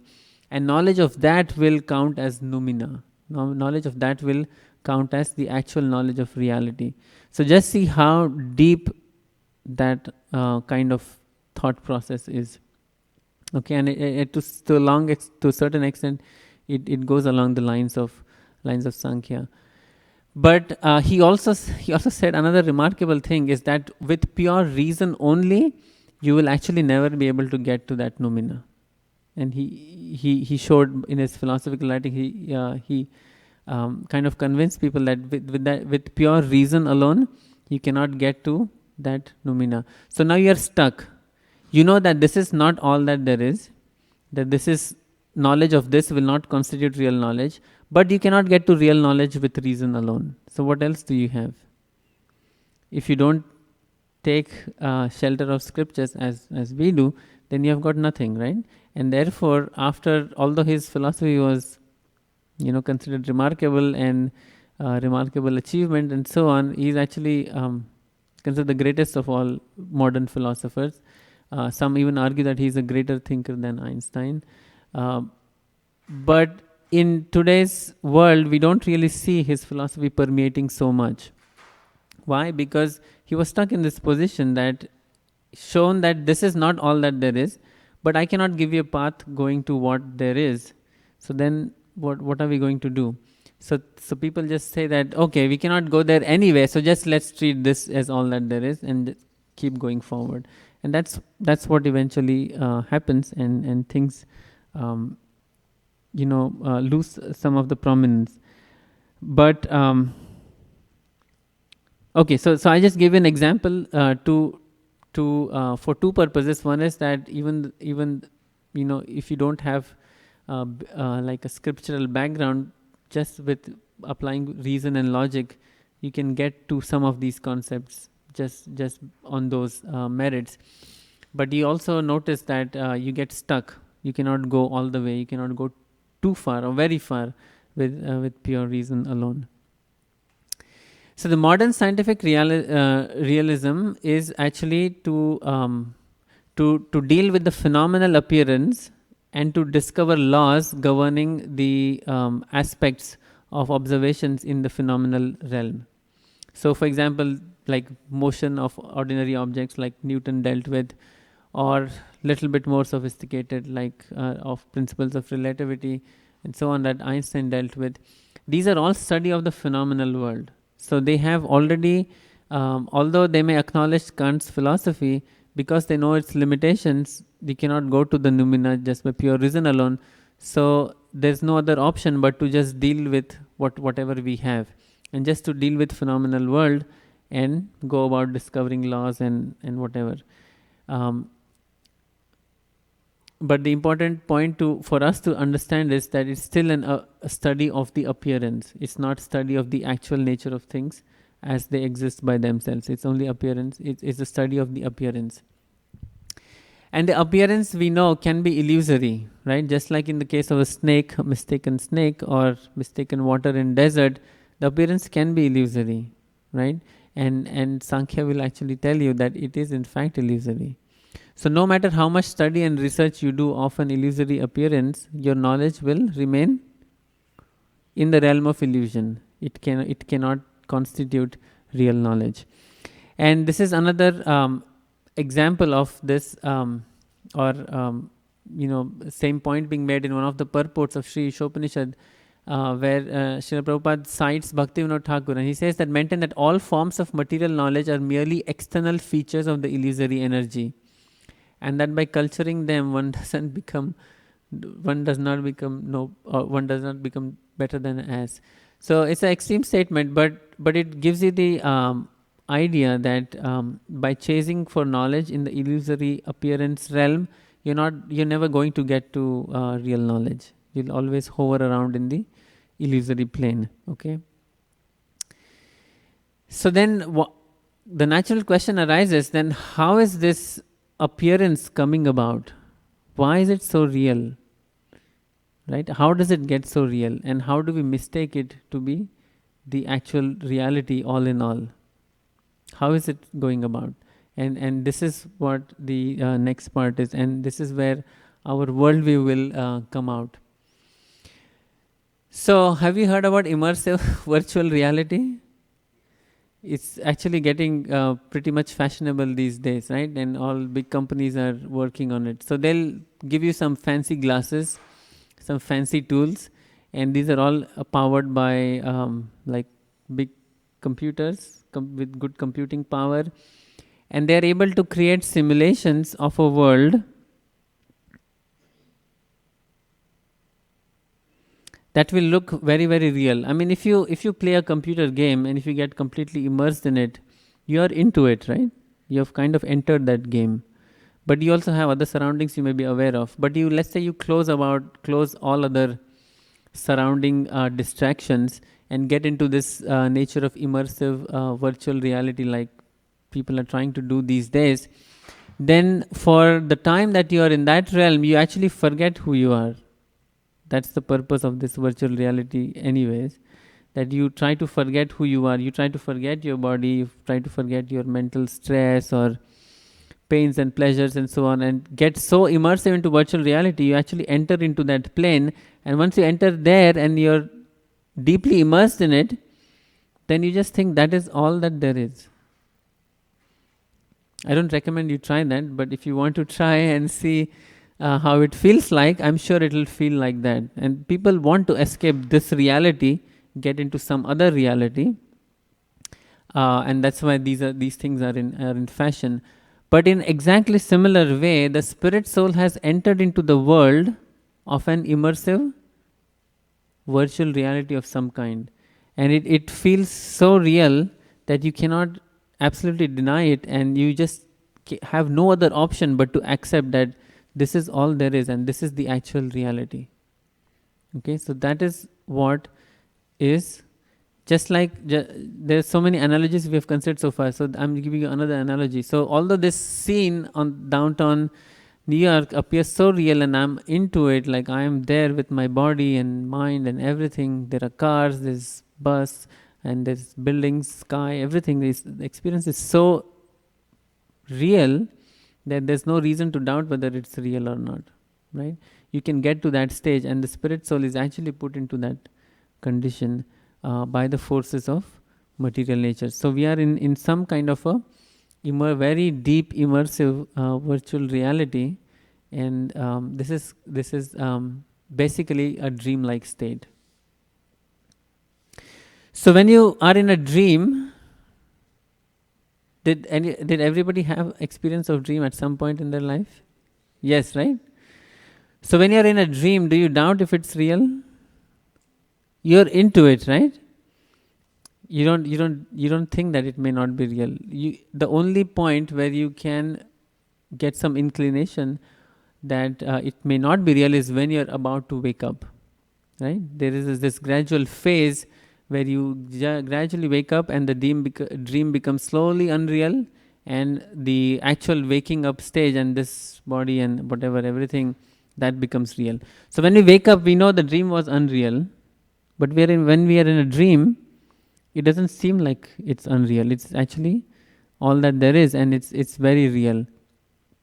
So the spirit soul, when it enters into the material world, under whatever circumstances, by the force of material nature, it is put in a dream-like state, and our scriptures actually do describe of that. So when Parikshit Maharaj asks Shukadev Goswami that can you explain how does the spirit soul actually come in contact with the material body, and how does it accept itself to be the material body? How does that really come about?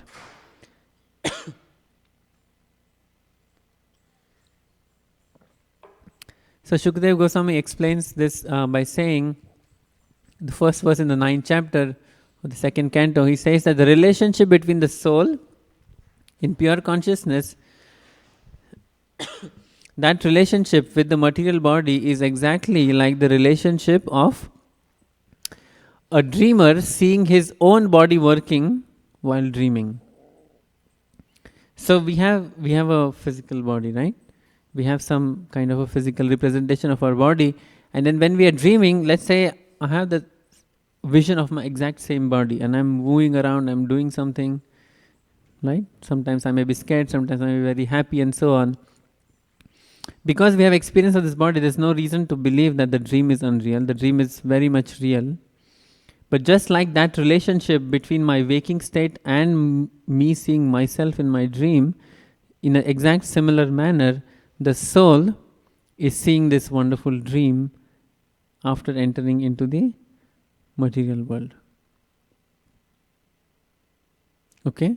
This is not a new idea. You must have heard about this, the dream example and so on. So that's what I wanted to mention here.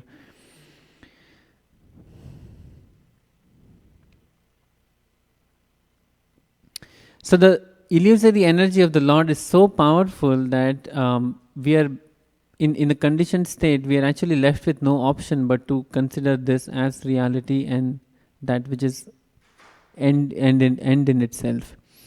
Unless we come in touch with something that will wake us up from the dream, basically conditioned souls are bound to be in that dream-like state, life after life. And that's how powerful the illusory energy of the Lord is. And now I think you'll appreciate a little better how 7:14 talks about Daivi Esha Gunamayi Mama Maya Durataya Mam Eva Ye Prapadyante Maya Mitam Tarantite.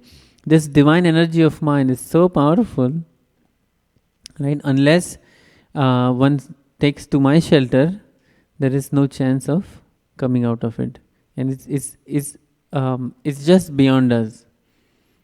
Just like when you're in a dream, you're absolutely not in control, right?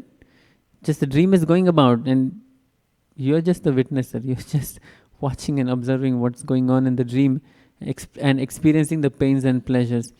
In a very similar manner, the soul, when it's navigating through the world, is just navigating through one dream after another, thinking this to be real and trying to be in control of things where in fact you're not in control of anything at all.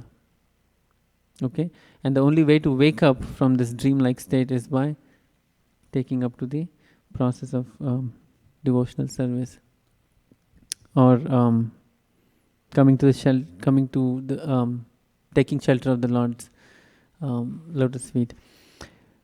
Okay, it's 10 minutes to 10. I think we can get to the end of this seminar. So we could pause for like 5 minutes or so, because so it was a relatively long section. It was the hallmark 2, the senses going into the world. Let me see, what is the other? Okay, the next section is going to be the last one, and then we'll conclude. Any questions up to this point? Do things make sense till now? There are analogies, right? So at least we can conceptualize these things. I mean, the actual realization about these things, it'll take time, but at least you have the ingredients for thought, right? You have food for thought. And you can slowly think about these things. And yes, Ramanand Sakha Prabhu has a question.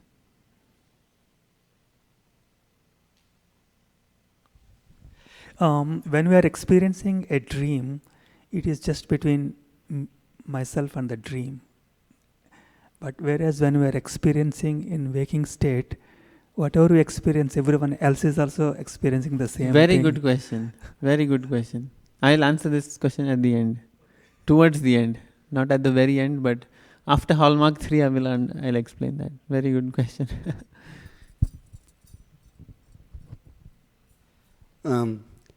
See, we're talking about the Daivihiyesha Gunamayi Mama Mamaya Durartyaya. I was just, I travel unbought, so I see various kinds of people. And the mode of passion and mode of ignorance, how some people are so into it. They are completely overtaken by mode of passion and ignorance. Mm-hmm. And they are helpless. We say, when we say that, sometimes we are thinking, yeah, I'm not helpless. I am the controller. I have the, control over my body. I have the control over my senses. And obviously, control over the three modes of material nature. But even, when Krishna says that, like you are like a prisoner within these three modes of material nature, it's a very difficult idea to comprehend. Yeah. So looking at these examples, like people on the, completely, some people their mind is taken control over them. So basically they're acting, but they're completely maniac. The sense of control there is also false. Yeah. So you might think I have control about my body, I can do whatever I want, but that sense of control is also actually false. It's in the realm of illusion.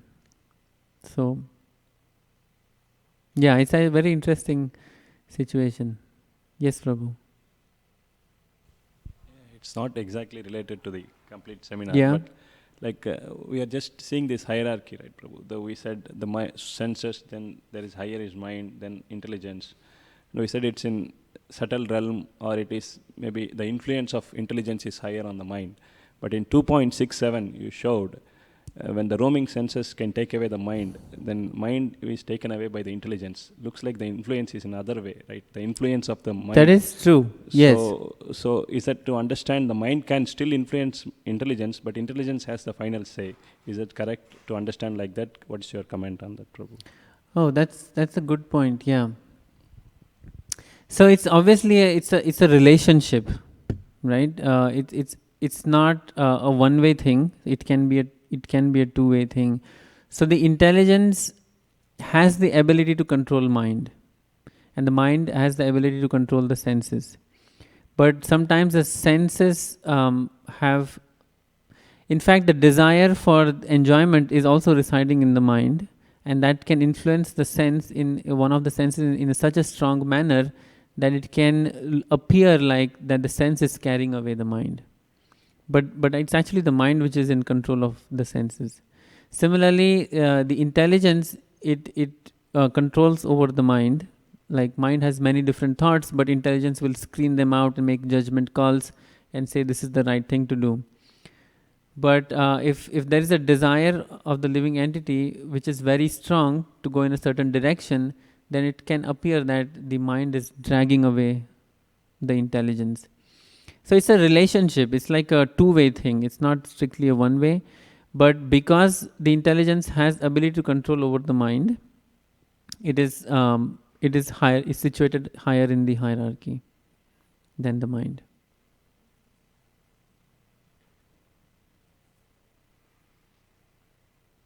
So desire is a thought, or is it something higher in the hierarchy?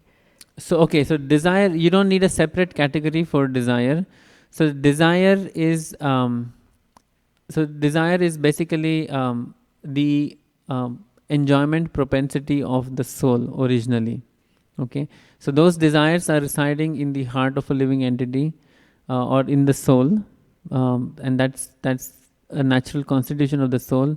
You cannot imagine a soul without it. But those towards the end, I'll mention how consciousness comes about in the physical realm, in our realm of existence. So it's actually the reflection of soul in matter which appears as consciousness in our realm, and this consciousness also carries the soul's desires, but when they are reflected in matter, these desires are no longer pure. They do not represent original desires of the soul, but they represent the soul's nature, or a soul's desire to control and enjoy on its own. So that enjoyment propensity, it's there in the heart. The desires reside in the heart, but they are reflected in the mind and in our consciousness, in our conscious experience, or in our psychological thing. So we don't need a separate category for desires. The desire is in the heart of the living entity, and you can root it back to the soul. But when we understand Sankhya, or the fundamental elements of material nature, the soul is not counted. Soul is not one of the 24 elements. Yeah. When you use the term heart, you are saying the desires are in the heart because the soul is in the heart, because of that? So we're not talking about the physical heart, because so far we have not talked about anything physical, phenomenal realm, right? But there is something known as the heart, and the soul, and you can actually interchangeably use heart and soul, because the desire of the soul is residing in the heart. So you don't need to really think about anything physical or phenomenal. When we were young, somebody had asked, very young, somebody had asked this question, that if an apple falls from a tree in a very dark and dense forest where nobody lives, then is there still a sound produced because there's nobody to hear it? And then I was just thinking that the phenomenon and the numinous kind of explains that. Yeah, we'll come back to that towards the end. It's also related to Ramananda Prabhu's question. Okay. Question or comment? Comment maybe later. Okay, we'll move on.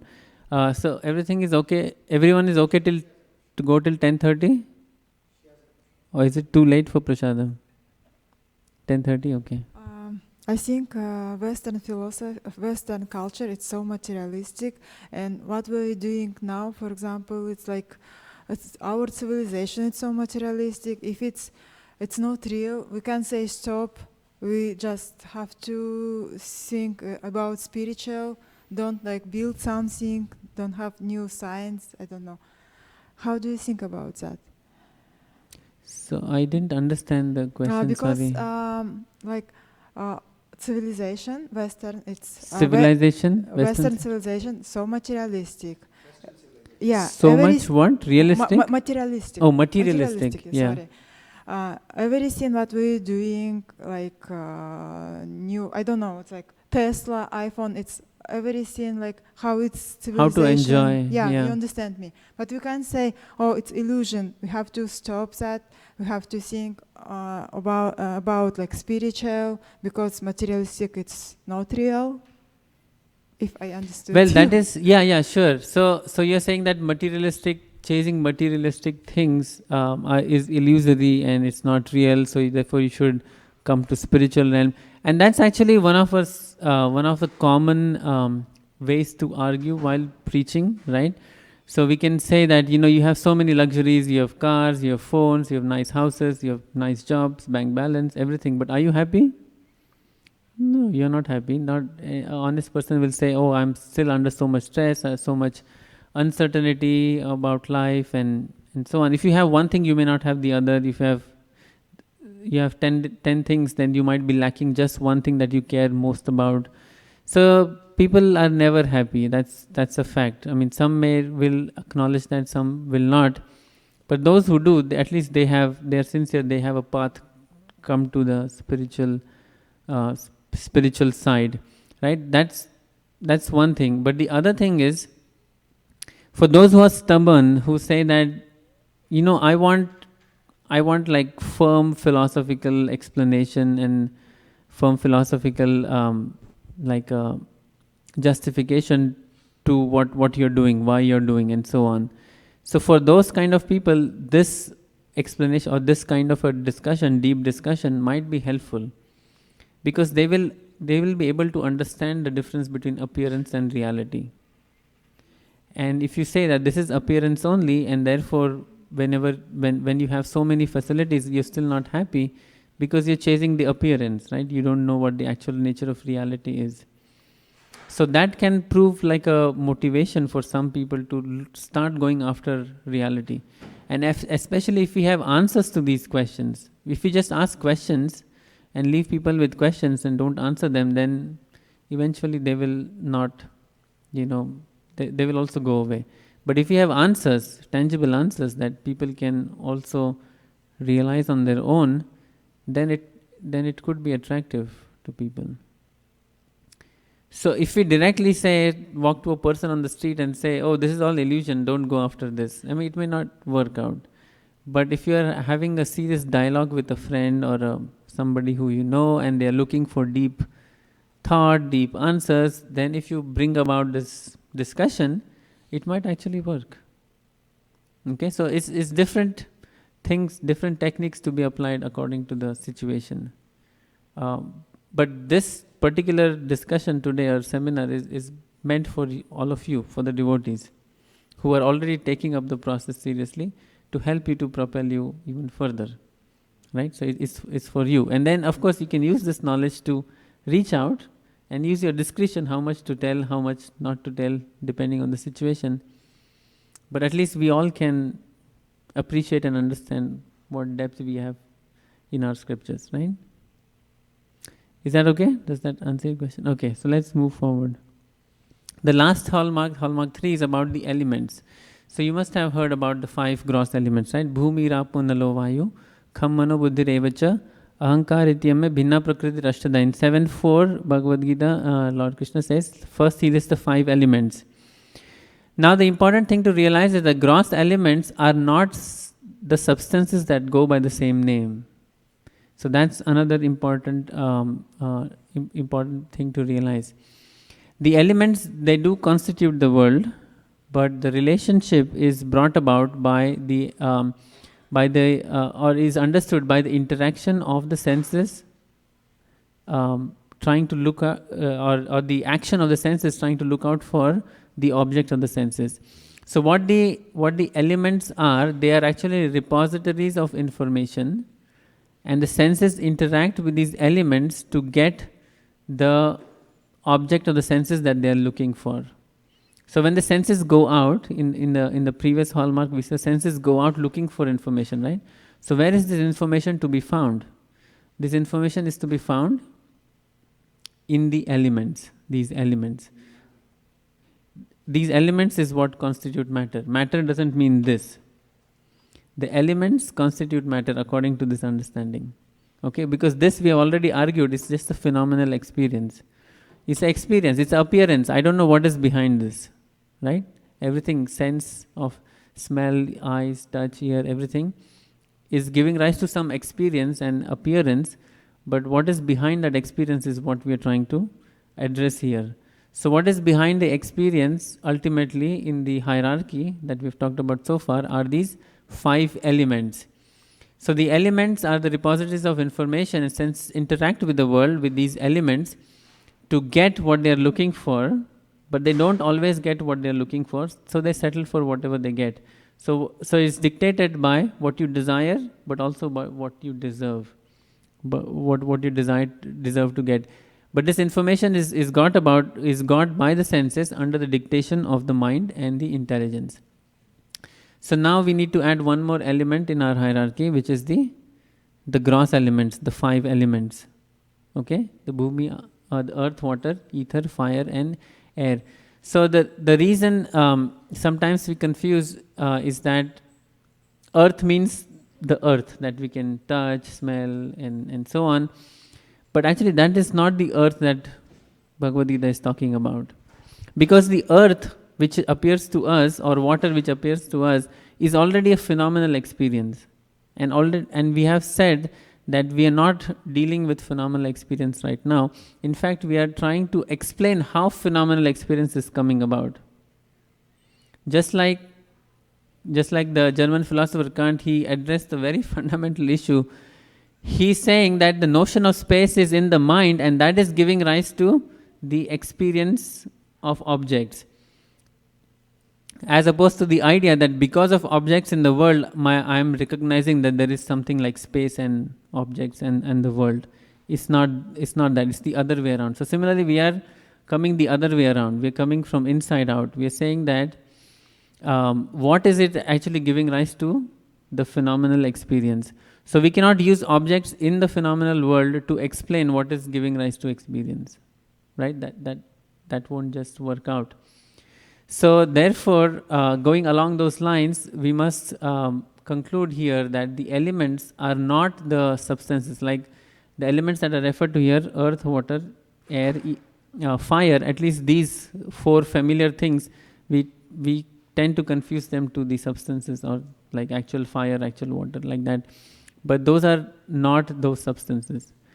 The one that is most difficult to understand is ether, because we don't even have an analog of ether in phenomenal space. We have some resemblance for fire, water, air, and earth, but for ether we don't even have that. But the actual thing about the elements is that it is the next level in hierarchy, in the conceptual hierarchy, below the sense objects. So the gross elements is what constitutes the world or matter, or actual gross matter. But again, the gross matter is just gross with respect to the senses and the mind, but in principle there's nothing really gross about it. It is still a part of that conceptual hierarchy that we have been talking about so far. So now we we have all the ingredients that we can put together to understand our worldview. And this is can be surprising, shocking, stunning in some respects. So for reference, I have given you the worldview that we have, or that we understand from reading like middle school textbooks. That's the worldview I give you first. So when you are looking into the world, there is a tree there, right? The tree, the light from the tree comes and goes into your eyes, and then you have some kind of inverted shape on your back screen, I don't even remember, the retina, and then the nerve impulses go into your brain, and then the brain makes an image which looks like a tree outside. So there are two trees here. At least we must recognize there are two trees. One is the tree in the world, and the other one is the tree that we are experiencing in our mind. They say that it's because of the brain, but anyway, but we just take it for what it is right now. So this is a one worldview, right? So our worldview, you will be surprised, shocked or stunned, or all of them, is this. So you have a mind, conceptual in nature. So I just have a box for it. I cannot draw anything because it's not physical, it's not phenomenal, it's just conceptual, right? But we all recognize or acknowledge we have mind. So what does the mind do? Mind is storing a lot of desires. The desires originally come from the soul, but they're reflected in matter, and then it seems like the mind is generating these desires, right? So when the mind wants something, it will send the senses out into the world. So there are these 5 senses, and I've drawn these curvy shapes on purpose, because you'll also notice that sometimes in the scriptures senses are compared to serpents. Serpents are dangerous, like hissing and going around in curved fashion, looking for some stuff. So what are the senses looking for? They are looking for the sense objects, these 5 tanmatras. And where are these 5 sense objects to be found? The 5 sense objects are to be found in the gross elements. So at a particular time, when we have a phenomenal experience, it's a combination of all the senses going out into the world and gathering information, bringing it back to the mind from the elements, and finally we get an impression of a tree in our minds. Okay? So here the impression or the experience of tree is real. But is the tree in the world real? Is there such a thing called a tree in the world? Yes, So our experience, it suggests that there is a world and it is real, but that experience, it is called as, or that experience just translates to what is the phenomenal realm. But the phenomenal realm, the whole realm is that of experience. So experience is all that we have, and the world actually constitutes of these 5 elements. And the senses are interacting with the elements to get the sense objects out, or to extract information from the sense objects. And this interaction is generating this nice picture of 3-dimensional reality, which appears as the phenomenal world. But the whole world is actually in our experience. That's the phenomenal part. But the numinous part is the 5 elements. Okay, that is what Sankhya is telling us. It's actually a very, very drastically different kind of a worldview. And to support this, the explanation that I'm giving, you can read the purport of the 7.4 in the Bhagavad Gita. So here Srila Prabhupada says that out of these first 5 manifestations, namely earth, water, fire, air and sky, are called the 5 gigantic creations or the gross creations, within which the 5 sense objects are included. Right? That's what I explained. That the sense objects are basically information that is residing in the elements, and that's what the senses are going out looking for.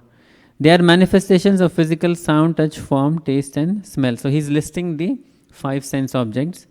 Material science comprises these 10 elements and nothing more. Isn't that a remarkable statement?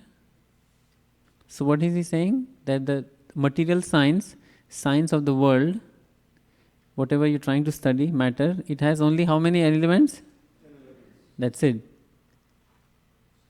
The 5 gross elements and the 5 sense objects. Those things are not part of our body technically. Those are called as, in 13th chapter, those are referred to as the interactions of the field. Field is the body, but interactions of the field include the sense objects and the elements. So the world consists of how many? That's it. Okay? So our worldview is this. And everything that's going on here is giving rise to this experience, and also to the experience of our body, which we refer to as the physical or the phenomenal body. So our phenomenal body is part of a appearance. It's actually not. The reality behind this is something different, right? We've talked about the conceptual hierarchy. So, but we must ask the question that the phenomenal appearance is so real and is so immersive, there must be some deep meaning behind it, right? And even Krishna recognizes that this phenomenal appearance is what the living entities are witnessing, right? Otherwise, if it were not the case, he would not give so many examples drawn from the phenomenal world. So the answer to the question, what is the importance of the phenomenal appearance if it's an appearance after all? The answer is answered in the Bhagavad Gita. So I've, for illustration purpose, I just mentioned here, just like something to fill, similarly something else to fill. Right? These are blanks. You can fill with whatever you like, but I filled it in a certain manner. So drawn from the inspiration of the analogies that Krishna gives again and again in Bhagavad Gita, and many devotees, realized souls, give again and again in the Srimad Bhagavatam, with a high degree of confidence, we can fill these spaces with this. Actually, my choice of color is not very good here, but just like a phenomenal appearance, hope you can read that. Phenomenal appearance, that means something in the phenomenal realm, just like that, similarly, a reality in the conceptual or spiritual realm. Because phenomenal realm is all that we have, let's say we have for now, in the beginning, no connection to anything conceptual or spiritual. Because phenomenal is all we have, we need to use what we have to understand what is actually real. And the phenomenal appearance, the phenomenal world plays that role. It actually supports us, it is meant to support us, understand what is the actual nature of reality, and not get stuck up thinking this is the all that there is, this is all that reality is about. Okay, so it actually plays a very, very important role. So everything in the phenomenal world actually helps us, is there to support us to get to the actual nature of reality. And that is the reason time and again you'll see the scripture is filled with these examples. You can take any example and you can fill in these blanks by the aspects that are represented in that verse. And I have a few examples over here. So there's somebody pondering over, what is this phenomenal appearance all about? Well, it is a pointer to something in the conceptual realm. And I already gave you the example, a strong wind sweeps away the boat on the water, right? So that yellow, the highlight in yellow is a phenomenal experience, right? You see a boat, strong wind, went away. Well, my senses are working in a similar manner. So that's the concept, not in the phenomenal, but it's actually in the conceptual realm. My senses, if not controlled, it can drag my mind and intelligence away. So I better try to control my senses. I can adopt a process by which I can control my senses properly. Okay? So the phenomenal world is meant to teach us something about the conceptual nature of reality. And ultimately the conceptual realm leads to the spiritual realm. Another example is understand as the mighty wind blowing everywhere. Mighty wind blowing everywhere, right? Bay Area is experiencing, some parts of Bay Area experiencing mighty wind blowing everywhere. That's why there is some power outages, or at least in some areas. So just like mighty wind blowing everywhere, we have experience of this in the phenomenal world, right? You don't need to scratch your mind very deeply to understand that. That's available to us. So similarly, Krishna is saying that, although there is a mighty wind blowing everywhere, it always rests in the sky. Similarly, all created beings, no matter how powerful, influential this, that they may be, whatever designations they may have, they ultimately all reside in me. Okay, so I am the actual source of all these living entities and whatever they have. Another example, this also we consider, that just like a living entity, or just like air carries aromas, the living entity in the material carries different conceptions of life. So you can now visualize a soul moving about, like carrying different aromas or different conceptions of life, and then when it's time to quit a body, it will just continue into the next body, carrying forward the same aromas or the same concepts. So the phenomenal world helps us to visualize what is the actual nature of reality in the conceptual or the spiritual realm. That's the importance of the phenomenal appearance.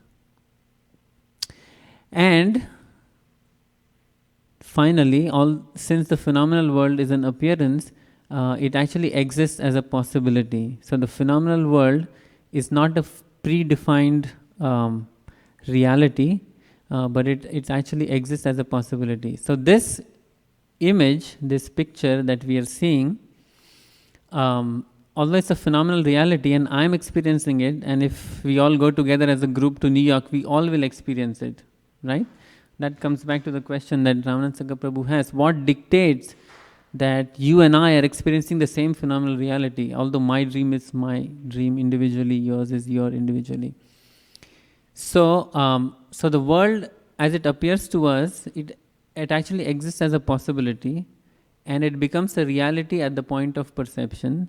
But what brings about that transition from possibility to the reality during perception is our karma, our guna, and the influence of time. Time just happens to be so that we all are witnessing it right now. And that goes back to your question, if an apple falls in the forest, is anybody hearing it? Right? So, let's say you didn't even have this question. So how would we know that there's an apple falling in the forest? In your thought, maybe it it might be falling. But let's say if you didn't even have the thought, then what about an apple or a forest or a sound associated with it? So that possibility has not realized for anybody.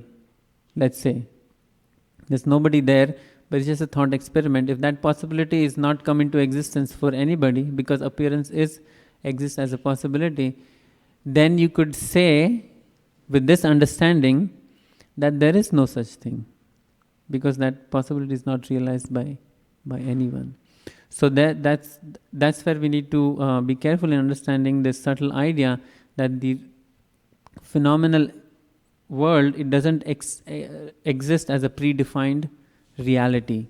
That means if I close my eyes, whether I look or not, things are going to happen the same way. That is no longer true. Although we cannot be superficial about it, because if I just close my eyes and I pretend there's no table here, that's not going to work. Why? Because my eyes are already out in the world. Just by closing my eyelids doesn't mean that my eyes are withdrawn.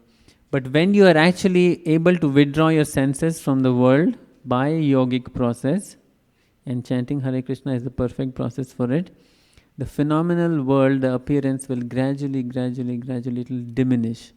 And it will come to a point where it exists no longer. But does that mean it will be a void? There will be a void, zero at the end? No, the window to the spiritual world will open up. So for devotees, when we are going through this process of Krishna consciousness, we're gradually trying to withdraw the senses. I mean, we're not doing it in a really hard or a ruthless manner, right? We are giving senses enough things to feed on. We having prasadam, we are associating with devotees, we smell the incense in the temple and so on. So we're not starving the senses, but we are giving the senses enough to get to bring them back and also to spiritualize the whole thing. Okay? Towards the end, I'm going to finish. There's this cat thing, but I'm going to skip it. So, cover it. It's too interesting. Yeah, that's right. So when I mentioned the Sankhya seminar last year, I mentioned that I'll make a connection to quantum theory. So there's a opportunity to do that over here, because the phenomenal world exists as a possibility. So there was this one of the founders of quantum mechanics, Schrödinger. He proposed this experiment. Let's say the atom is interacting with some apparatus which can release poison in a chamber in which a cat is sitting, right? But the atom follows the rules of quantum mechanics. So when a radioactive atom is going to decay, nobody can tell. It just decays on its own accord. But what you can tell is, by this time, the probability of it decaying is, let's say, 40%, and probability of not decaying is 60%. That's all you can say, because atoms do not follow laws of mechanics and deterministic laws that we observe in everyday life. They follow different laws. So that's how the mathematics of quantum mechanics works. So he came up with this thought experiment. Let's say I couple this atom and the cat together. Now before I open the chamber, can you say that the cat is either alive or dead for sure? According to, if you obey the laws of quantum mechanics, you cannot. That means the cat is alive with 40% probability, or dead with 40% probability, and alive with 60% probability. But before you open the chamber, you actually do not know whether it's alive or dead. In fact, what you can say is in a combined state of being alive and dead, because that's what the atom is in. And the atom is in a combined, it's called a superposition state of being decayed and not decayed. And that's what, this description is what gives rise to probability. So even in this thought experiment, the right thing to say or right way to understand is that the cat is in a combined state of being dead and alive. But of course, we don't ever have an experience of a cat being in a combined state of dead and alive, out of which we can get some probability, right? So therefore, this was posed as a paradox, because they were, at that time, they were trying to question the nature of reality associated with quantum physics. Is this thing really real, or is it just some mathematics that's working out, but we don't know what the reality is? So that's what they were trying to hit at. Schrödinger and Einstein, they thought in a similar manner about the nature of reality. But others thought that this is all we can know, it's all in the mathematics, so you just take it or leave it, that kind of thing. So there is some vague analogy to quantum physics, where if you strictly follow the rules, you have to conclude that the cat is in a mixed state of being dead and alive. That means even to the scientists, at least some of them, they are open to the idea that the world can exist as a possibility, not as a predefined reality. So the conclusion that we have come about with following Sankhya is actually kind of like that, is similar to that. Of course, no scientist really believes that the world doesn't exist as a predefined reality in today's realm. At least I haven't encountered anybody like that. So everybody thinks, especially after 17th, 18th century, when there was a lot of philosophical debate about nature of reality, things have settled down and people have just come to this position that we cannot deny this reality, so we must take this reality as, predefined and existing, whether we look at it or not, and work from there. But actually, but as we have seen, Sankhya shakes all of that. Okay, the last element that's remaining is the false ego. So the false ego is energy that tightly binds the non-material soul to the immersive virtual reality that is created by the mind, intelligence, senses while it is interacting with the world. Okay, so you need a binding element. So false ego serves that purpose. You need to bind a non-material spiritual entity to something that is not spiritual, and false ego forms that tight glue. So we have the last. What is false ego? I think we know at least the definition of it. I am the doer, I am the enjoyer, and the concept that this phenomenal reality is all in all. These kind of ideas, they are originating from the false ego. And we have a verse to support that. Prakrite kriyamanani gunai karmani sarvashaha. Ahankara. Ahankara is the word for the false ego. And look at the word that follows it. Vimudhatma. Vimudhatma means foolish atma, foolish soul. Thinks because of ahankar, karta aham iti manyate. That means karta aham, I am the doer. That I am actually doing everything, I am in control. And that feeling is brought about by the element of false ego, and the false ego basically fools the soul. The purpose of that is to keep the soul under perpetual condition of foolishness. So the false ego is placed higher in the hierarchy because it is the binding thing that between the soul and the material body, and actually the intelligence is the closest to false ego. Okay, so everything in the red box is what constitutes the elements of Sankhya. So now let's count. One false ego, one intelligence. You need only one type, right? We are counting the types here, not how many different intelligences people have, not that, right? Just the basic element. So mind 1, senses we need 10. We only talked about 5, the knowledge acquiring senses, but it's knowledge acquiring and the working senses. Right? The working sense and knowledge, they actually work together.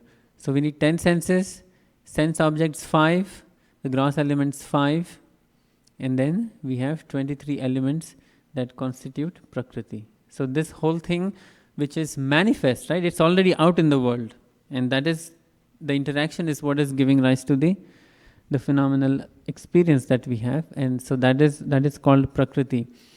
But there is a state of matter which is these 23 being in an unmanifested state.